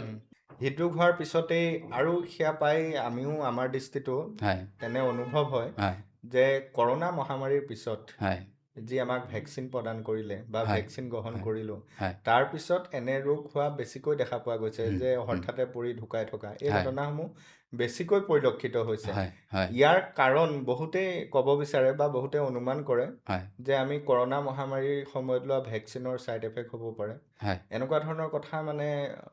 আলোচনা চলিছে বিলোচনা চলি থাকে। গতিকে হয় এই বিষয়ত যদি আপুনি অকণমান ক'ব অঁ বিচাৰে। সেইটো হয় আমি যিসকল গ্ৰাম্য অঞ্চলত চাকৰি কৰোঁ উম, বিশেষকৈ আপুনি জানে মই লালুং হস্পিটেলত কৰোঁ এই কথাটো আমাৰ ৰাইজে বহুত কয় উম। যে মোৰ আগতে বিষ চিষ নাছিল এই ভেকচিনটো লোৱাৰ পিছত বিষ হয় এইটো স্বাভাৱিক টোপনি কথা ধৰে। এইটো এটা হ'ব পাৰে তেওঁলোকৰ ভাষাৰে কৈছে উম, কিন্তু মই এটা কথা যিখিনি ইতিমধ্যে গৱেষণা হৈছে উম, কাৰণ হাইপথেটিকেল কথা কোৱাৰ অধিকাৰটো মোৰ নাই হয়। আৰু যিহেতু মই এজন চৰকাৰী চিকিৎসা বিষয়া উম, মই কিছুমান মানে অবৈজ্ঞানিক কথা ৰাইজলৈ ক'ব নোৱাৰোঁ ক'ব যিটো নোৱাৰিব। এবছলিউট কথা সেইটো ক'বই লাগিব উম, সেইটো হ'ল কি গৱেষণাৰ পৰা দেখা গৈছে যে ক'ভিডৰ ৰোগটোৰ কাৰণে উম, ক'ভিডটো হোৱাৰ কাৰণে কি হ'ল আমাৰ মানে হাৰ্টৰ যিবিলাক ব্লাডৰ নলী থাকে হুম, কৰ'নাৰী আৰ্টাৰী বুলি কোৱা হয় হুম, সেই আৰ্টাৰীবিলাকৰ ৱালবিলাক কিছু দুৰ্বল হ'ল উম। মেছেজটো ভালকৈ যাব লাগিব খালি মই ভেকচিনটো স্পষ্টকৈ কৈছোঁ লোৱাৰ কাৰণে নহয়, ভেকচিনটো লোৱাৰ কাৰণে নহয় কৰোণা ৰোগটো বহুতো হোৱাৰ কাৰণে। হয় কাৰোবাৰ বহুতো যদিও ধৰা পৰা নাই অলপ হ'লেও মানে অকণমান সকলোৱে বহুতকেইটা ষ্টাডিত দেখা গৈছে উম, যে ক'ভিডৰ কাৰণে এই দুৰ্বল হ'ল উম, হাৰ্টৰ নলীবিলাকৰ ৱালবিলাক উম, দুৰ্বল হ'ল যাৰ কাৰণে কি হ'ল সিহঁতি ফাটি যোৱাৰ সম্ভাৱনাটো বাঢ়ি গ'ল উম, সেইটো কৰোণা ডিজিজটোৰ কাৰণে হ'ল উম, ভেকচিনটোৰ কাৰণে নহয় উম, আৰু বহুত গৱেষণাৰ পৰা দেখা গৈছে যে এই ক'ভিড ভেকচিনটোৰ কাৰণেহে আমাৰ ক'ভিড নিয়ন্ত্ৰণটোত সহায় হ'ল উম, আপুনি মই আজি 4 বছৰৰ ভিতৰতে এনেকৈ হয়তো বহি থাকিব পাৰিছোঁ সেইটো এটা মানে গৱেষণাৰ পৰা পোৱা তথ্য তাৰ মাজতে কিছুমান হাইপথেটিকেল কথা বতৰা চলি থাকে চলি সেইটো থাকিব, বেলেগ সেইখিনি কথা চলি থাকিব বাৰু। চলি থাকিব কিন্তু এই দুটা কিন্তু মেছেজ আমি পাব্লিকলি ৰাইজলৈ এইটো কথা আমি এটা মঞ্চ এইখন এটা সুন্দৰ মঞ্চ আপোনালোকক জনাইছোঁ ক'ভিডটোৰ কাৰণে অকণমান হৃদয়ৰ মানে হাৰ্টৰ নলীবিলাকত সমস্যা আহিল উম, কিন্তু ভেকচিনৰ কাৰণে নহয় ভেকচিনে আমাক আয়ুস দিয়াত আমাৰ জীৱনবিলাক বচাই ৰখাত কিন্তু উম, আৰু ইভেন মানে আমাৰ ভাল ভাইটেল অৰ্গেনবিলাকক বচাই ৰখাত উম, ভেকচিনে বহুত ক্ষেত্ৰত সহায়হে কৰিলে বহুখিনি ক'ৰবাত সহায় কৰিলে। কোটিৰ ভিতৰত লাখৰ ভিতৰত এটা ছাইড এফেক্ট সকলো বস্তুৰে থাকে থাকে। আপুনি পেৰাচিটামল খাই এলাৰ্জি হোৱা মানুহ বহুত দেখিব হুম, হুম, হুম, গতিকে সেইটো এক্সেপশ্যনেল হুম, হুম, কিন্তু হুম, সামগ্ৰিকভাৱে জেনেৰেলাইজ কৰি যদি কওঁ ক'ভিড ভেকচিনে আমাক ভাল কৰিলে যদি কওঁ উম, আৰু আপোনাৰ ক'ভিড ৰোগটোৰ কাৰণে অকণমান মানে কিছু সমস্যাত এই জটিলতাৰ সৃষ্টি কৰি থৈ গ'ল এইটো হ'ল মানে এটা ছাৰ ক্লিয়াৰ মেছেজ আপুনি ক'ব বিচাৰে নেকি যে ক'ভিড পজিটিভ আপোনাৰ মোৰ ধৰি লওক ধৰা পৰা নাছিলে, হয় তৎসত্বেও হয় প্ৰায় সকলো মানুহকে কম বেছি পৰিমাণে ই এফেক্ট কৰিছে। এফেক্ট কৰিছিলে সেইটো পূৰ্ণ সম্ভাৱনা আছে উম, উম, ক'ৰবাত হয়তো কোনোবাই টেষ্ট নকৰিলে বা উম। যেতিয়া টেষ্ট কৰিলে তেতিয়ালৈকেতো নিগেটিভ আহিলে তেনেকুৱা হ'ব পাৰে 140 কোটি কিন্তু মানুহৰ কম দেশ বেছি পৰিমাণে সকলোকে এফেক্ট কৰিছে, বেছিভাগকে যাৰ কাৰণে এতিয়া যিহেতু এইটো পেণ্ডেমিক আছিল হয় হয় হয় হয় বুকুৰ ধপধপনি বা আঁঠু হাতৰ বিষ হয় কিলাকুটি হয় হয় এনেধৰণৰ এটা কাৰণ হ'ব সমস্যাসমূহ পাৰে হ'ব চাম হোৱাট পাৰে। এক্সটেণ্ট বহুত বেছি মানুহে পেনিক হোৱাৰ সম্ভাৱনা। দৰকাৰ নাই প্ৰথম কথা এইটো ক্লিয়াৰ মেছেজ যাব লাগে পেনিক হোৱাৰ দৰকাৰ নাই হুম, হুম, হুম, পেনিক হোৱাৰ দৰকাৰ নাই মানে কেতিয়াবা কি হ'ব পাৰে আমি কৈছোঁৱে নহয় হৃদৰোগ এটা হৈছিল কেতিয়াৰ পৰা 8-10 বছৰ বয়সৰ পৰা হৈ আছে হৈ আছে। ছুগাৰটো কেতিয়াৰ পৰা ষ্টাৰ্ট হ'ল উম, 10-15 বছৰ আগৰ পৰা হৈ আছে উম, গতিকে কেতিয়াবা কোইনচিডেণ্টেল হৈ যায় হুম, কেতিয়াবা হুম, হয়তো ক'ভিডটো তাৰ মাজতে সোমাই গ'ল কিন্তু ক্লিয়াৰ মেছেজটো যাব লাগে যে আমি এই বস্তুবিলাক এদিনত হোৱা বস্তু নহয় এতিয়া ছাৰ হাৰ্টটো ঠিকে আছে নাই মোৰ হয় কেনেদৰে গম পাম এই বিষয়ে আপুনি ক'ব তাৰ হয় লগতে মই সংযোগ কৰি দিছোঁ হয় আমি সাধাৰণতে হাৰ্টটো ঠিকে আছে নাই জানিবৰ কাৰণে হয় ECG এখন কৰোঁ হয় বা প্ৰায়সকল ডক্তৰেও পৰামৰ্শ দিয়ে ECG হয় কৰিবলৈ। হয় হয় ECGত প্ৰকৃততে ধৰা পৰে নাই হাৰ্টটো ঠিকে আছে নাই? প্ৰথম কথা ইচিজিখন মোৰ সীমিত জ্ঞানেৰে কওঁ ইচিজিখন এবছলিউট নহয় উম, আপুনি ইচিজি কেতিয়া কৰা হয় আপুনি শুই থাকোঁতেহে কৰে উম, নৰ্মেল যিখন ইচিজি শুই থাকোঁতে বহুত বস্তু স্বাভাৱিকেই দেখুৱাব শুই থাকোঁতে হাৰ্টটো ঠিকে সেইটো কাম কৰি কাৰণে থাকিব। তাৰ কাৰণে বেছি ভাল হ'ব আপোনাৰ TMT বুলি যিটো ট্ৰেডমিল টেষ্ট কৰা হয় উম, যিটো আপুনি দৌৰি থাকোঁতে উম, যিটোত ইচিজি কৰা হয় সেইটোহে আপোনাৰ ট্ৰেডমিল টেষ্টটোৰ গ্ৰহণযোগ্যতাটো বেছি সেইটো ছাৰ নৰ্মেল এতিয়া ইচিজি এখন নৰ্মেল দেখুৱালে যে হাৰ্ট ডিজিজ নাই বুলি আমি মানে আশ্বস্ত হৈ থাকিলে নহ'ব অসমৰ প্ৰায়বিলাক চহৰতে সেইটো উপলব্ধ হৈছেনে? TMT সকলোতে নাই উম, নাই গতিকে আপোনাৰ সেইটো আমাৰ গুৱাহাটী বা ডিব্ৰুগড়ৰ নিচিনা ঠাইবিলাকতহে আছে লাহে লাহে লখিমপুৰতো হ'ব ছুপাৰ স্পেচিয়েলিটি যেতিয়া হস্পিটেল হ'ব লাহে লাহে আমাৰ ব্যক্তিগত খণ্ডটো হ'ব চাগে গতিকে প্ৰথম কথাটো হ'ল কি যিহেতু এতিয়া কাৰ্ডিঅ'লজিষ্ট বা মেডিচিনৰ স্পেচিয়েলিষ্ট সকলোতে আছে কাৰ্ডিঅ'লজিষ্ট সকলো টাউনত নাথাকিলেও মানে আমাৰ গুৱাহাটীৰ নিচিনা বা ডিব্ৰুগড়ত আছে গতিকে বছৰত এবাৰ বিশেষকৈ 40ৰ পাৰ হোৱাৰ লগে লগে এবাৰ পৰীক্ষা কৰাটো খুবেই জৰুৰী আৰু কথা হ'ল কি নিজেই ক'ব নোৱাৰে যে কাৰোবাৰ হৃদৰোগ আছে নে নাই পেলপিটেশ্যন যিটো বুকুৰ ধপধপনি সেইটো কেতিয়াবা মানসিক চাপৰ কাৰণেও হ'ব পাৰে বা ব্লাডত আপোনাৰ হিমোগ্ল'বিনটো কমিলেও হ'ব পাৰে তাৰ মানে হৃদৰোগ নহ'বও পাৰে গতিকে এজন বিশেষজ্ঞ চিকিৎসকৰ ওচৰলৈ গৈ সেইটো মই ক'লোৱে নে ইচিজিখন এবছলিউট নহয় আপুনি নিজে গৈ ইচিজি এটা কৰিলে নৰ্মেল দেখুৱালে সেইটো কিন্তু আশ্বস্ত হ'লে নহ'ব আপুনি একদম এটা খুব ভাল টেষ্ট কৰাব লাগে লিপিড প্ৰফাইল আৰু চিকিৎসকক দেখুৱাই এটা কৰা চিটি এংজিঅ'গ্ৰাফি বুলি এটা টেষ্ট আছে সেইটো কিন্তু কাৰ্ডিঅ'লজিষ্টে এলাউ কৰিলেহে কৰিব পাৰে কেলে চিটি এংজিঅ'গ্ৰাফিৰ এটা ছাইড এফেক্ট আছে মই ৰাইজৰ মাধ্যমেৰে এটা কথা জনাব খুজিছোঁ আজিকালি অকণমান মূৰত দুখ পালে বা মূৰৰ বিষ হৈ থাকিলে সাধাৰণতে মানুহে আহি আমাৰ বিশেষকৈ আমাৰ গাঁও অঞ্চলৰ চিকিৎসকসকলক আমি অকণমান এপ্ৰ'চেবল মানুহ আমাক সকলোৱে ক'বলৈ সুবিধা পায় ছাৰ চিটি স্কেন এটা লিখি দিয়ক মেডিকেল কলেজত ফ্ৰী হৈ আছে কৰি আহোঁ মই এটা কথা সকলোকে জনাব পাৰিছোঁ আপোনাৰ বিশেষজ্ঞ চিকিৎসকে যদি সাংঘাতিক প্ৰয়োজন নহয় চিটি স্কেন নকৰাব এইটো কাৰণে নকৰাব আপুনি শুনি ভয় খাবলগীয়া কথা যে এটা চিটি স্কেনৰ ছাইড এফেক্ট 500 বাৰমান 400-500 বাৰমান এক্সৰে কৰিলে যিটো ৰেডিয়েশ্যনৰ ছাইড এফেক্ট হয় এটা চিটি স্কেন কৰিলে আপোনাৰ সিমান ছাইড এফেক্ট হ'ব যিটোৱে পাছলৈ গৈ কি কৰিব কেঞ্চাৰ কৰিব গতিকে সঘনাই কৰি থকা এক্সৰে সঘনাই কৰি থকা বিশেষকৈ চিটি স্কেন এইটো কিন্তু পাছলৈ গৈ পেলাই কেঞ্চাৰৰ কাৰক হ'ব পাৰে আপুনি একদম স্পষ্টকৈ কওক হাৰ্টটো আমাৰ ঠিকে আছে নাই কলিজাটো আমাৰ ঠিকে আছে নাই ভালে আছে নাই সেই বিষয়ে জানিবৰ কাৰণে কি কেনেধৰণৰ পৰীক্ষা কৰিব লাগিব প্ৰথম কথা আপুনি লিপিড প্ৰফাইলটো আপোনাৰ নিজৰ লেভেলত ওচৰৰ ঠাইখিনিত হেৰি কৰিব পাৰে আৰু এজন চিকিৎসকৰ পৰামৰ্শ আপুনি ল'বই লাগিব চিটি কেলছিয়াম বুলি এটা বস্তু আছে মানে কেলছিয়াম ডিপজিশ্যনটো কিন্তু সেইকেইটা বস্তু স্পেচিয়েলিষ্টৰ পৰামৰ্শৰ মতে আৰু এটা হ'ল যদি কিবা মানে সম্ভাৱনা দেখে তেতিয়াহ'লে আপোনালোকে সকলোৱে জানে কাৰ্ডিঅ'লজিষ্টসকলে কৰে তেনেকুৱা কাৰ্ডিঅ'লজিষ্টৰ ওচৰত গৈ পেলাই এটা ভাল পৰীক্ষা হ'ল সেইটো হ'ল এংজিঅ'গ্ৰাফি ক'ৰবাত ব্লক আছে নেকি চাবলৈ কাৰণ আৰু এটা টেষ্ট আছে ইক'কাৰ্ডিঅ'গ্ৰাম ইক' কৰা সকলোৱে শুনিছে তাত কিন্তু এই ব্লকেজবিলাক হৃদযন্ত্ৰৰ যিবিলাক আৰ্টাৰী থাকে তাত ব্লকেজ আছে নেকি সেই বস্তুটো কিন্তু খুব ক্লিয়াৰলি ক'ব নোৱাৰে গতিকে ইচিজি আৰু নৰ্মেল মানে কিন্তু হৃদযন্ত্ৰ 100% সুস্থ নহ'বও পাৰে গতিকে আমি কথাটো হ'ল কি প্ৰথম কথা একদম আমাৰ নিজৰ গ্ৰাম্য লেভেলত কৰিব পৰা বস্তুটো হ'ল লিপিড প্ৰফাইল মানে তাত ধৰক বিভিন্ন ধৰণৰ চৰ্বি যিবিলাক থাকে আপোনাৰ কলেষ্টৰল তাৰপিছত আপোনাৰ ট্ৰাইগ্লিচাৰাইড ল'ৱাৰ ডেনচিটি লিপ'প্ৰটিন এনেকুৱা ধৰণৰ যিবিলাক মানে চৰ্বিজাতীয় বস্তু থাকে এইবিলাকৰ মাত্ৰাটো আমি চাই থাকিব লাগে বছৰত এবাৰ বিশেষকৈ বয়স যিমানে বাঢ়ি যায় 6 মাহত বছৰত এবাৰ চাই থাকিব লাগে 40 পিছততো প্ৰতি বছৰ 6 মাহত এবাৰ চায়ে থাকিব লাগে আৰু 30 পিছত বছৰত এবাৰ চাব লাগে আৰু সেই পৰীক্ষাখিনিৰ পৰা অনুমান কৰিব পাৰি এটা মানে থুলমূল আভাস মই কোৱা নাই সেইটো নৰ্মেল থাকিলেও আপোনাৰ কিছুমান আৰু অন্যান্য আনুষংগিক প্ৰব্লেম থাকিব পাৰে গতিকে এজন চিকিৎসকৰ পৰামৰ্শ ল'বই লাগিব কিন্তু আমাৰ লেভেলত কি কৰিব পাৰোঁ আমি লিপিড প্ৰফাইল টেষ্টটো মানে ক্লিয়াৰকৈ যদি ক'ব খোজোঁ আমাৰ লেভেলত ঘৰতে মানে আমি নিজৰ ঠাইত কৰিব পৰা বস্তুটোৱে হ'ল লিপিড প্ৰফাইল এই টেষ্টটো কৰিব পাৰোঁ ঠিক আছে আপুনি এই আধুনিক চিকিৎসা বিজ্ঞানৰ পৰা আমি কেনেদৰে আমাৰ হাৰ্টৰ বিষয়ে গম পাব পাৰোঁ সেই বিষয়ে ক'লে এতিয়া আমি আপোনাৰ পৰা জানিব বিচাৰিছোঁ একেবাৰে সাধাৰণভাৱে ঘৰুৱাভাৱে বা আপোনাৰ আয়ুৰ্বেদ শাস্ত্ৰৰ মতে আমি আমাৰ হাৰ্টটো ঠিকে আছে নাই কেনেদৰে জানিব পাৰিম কিবা উপায় আছে এইটো প্ৰাচীন কালত আপোনাৰ নাৰী বিজ্ঞান আছিলে পালছ চাই পেলাই কৈছিলে কিন্তু আজিৰ যুগত সেইটো বহুত ৰেয়াৰ হৈ গ'ল মই নিজৰো মোৰ তেনেকুৱা এক্সপিৰিয়েঞ্চ বা মই দক্ষ নহয় গতিকে আজিৰ তাৰিখত মই এটাই অনুৰোধ এইটো মাধ্যমে ক'ম যিহেতু সামাজিক মাধ্যম সকলোকে আহ্বান জনাম যে আপোনালোকে এজন অতি কমেও মেডিচিনৰ এজন চিকিৎসকৰ ওচৰত এবাৰ হাৰ্টটো পৰীক্ষা কৰাই ল'ব যদি সম্ভৱ হয় 40 বছৰ যদি আপোনাৰ বয়স হৈছে কোনো ধৰণৰ অসুবিধা নাথাকিলেও বছৰত এবাৰ মানে যিহেতু মই কৈছোঁৱেই গুৱাহাটী ডিব্ৰুগড়ত আজিকালি কাৰ্ডিঅ'লজিষ্ট এভেইলেবল আছে গতিকে তাতে গৈ পেলাই এবাৰ তেখেতসকলৰ পৰামৰ্শ মতে এটা পৰীক্ষা কৰিলে আজিকালি ইঞ্চুৰেঞ্চ থাকে সকলোৱে বিনামূলীয়াকৈ টেষ্ট কৰি ল'ব পাৰে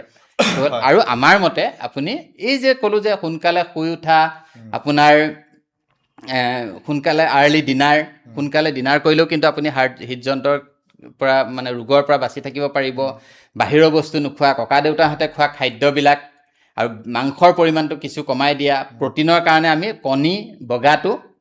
আৰু এগ হোৱাইট এগ হোৱাইটটো আৰু মাছটো, বগা মাছটো বেছিকৈ খাব লাগে হৃদযন্ত্ৰ প্ৰতিৰোধৰ কাৰণে।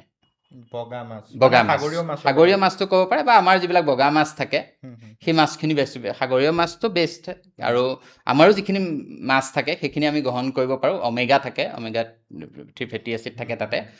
আৰু আপোনাৰ ধৰক টিচি বুলি এটা বস্তু থাকে, ফ্লেক্সিড বুলি সকলোৱে কয়, ফ্লেক্সিড ভাল, তাত অমেগা 3 ফেটি এচিড থাকে। এইবিলাক আমাৰ হাৰ্টৰ কাৰণে ভাল, ব্যায়াম লাগিবই। গতিকে আমি আমাৰ লেভেলত, গতিকে আমি হৃদৰোগী এজনক ভাল কৰিব পাৰিম বুলি কোৱাৰ আগতে আমি কেনেকৈনো হৃদৰোগ নোহোৱাকৈ ৰাখিব পাৰি সেইটোত গুৰুত্ব দিয়াটো আমাৰ নিচিনা এনেকুৱা অনুষ্ঠানৰ পৰা এটা বাৰ্তা যোৱাটো বেছি দৰকাৰ বুলি মই ভাবোঁ। কাৰণ চিকিৎসা বস্তুটো বৰ জটিল বস্তু। হয়, হয়, জীৱনশৈলী আৰু তাৰ লগতে খাদ্যাভ্যাস আৰু জীৱনশৈলীৰ জীৱনশৈলীৰ ওপৰতে। হয়, হয়।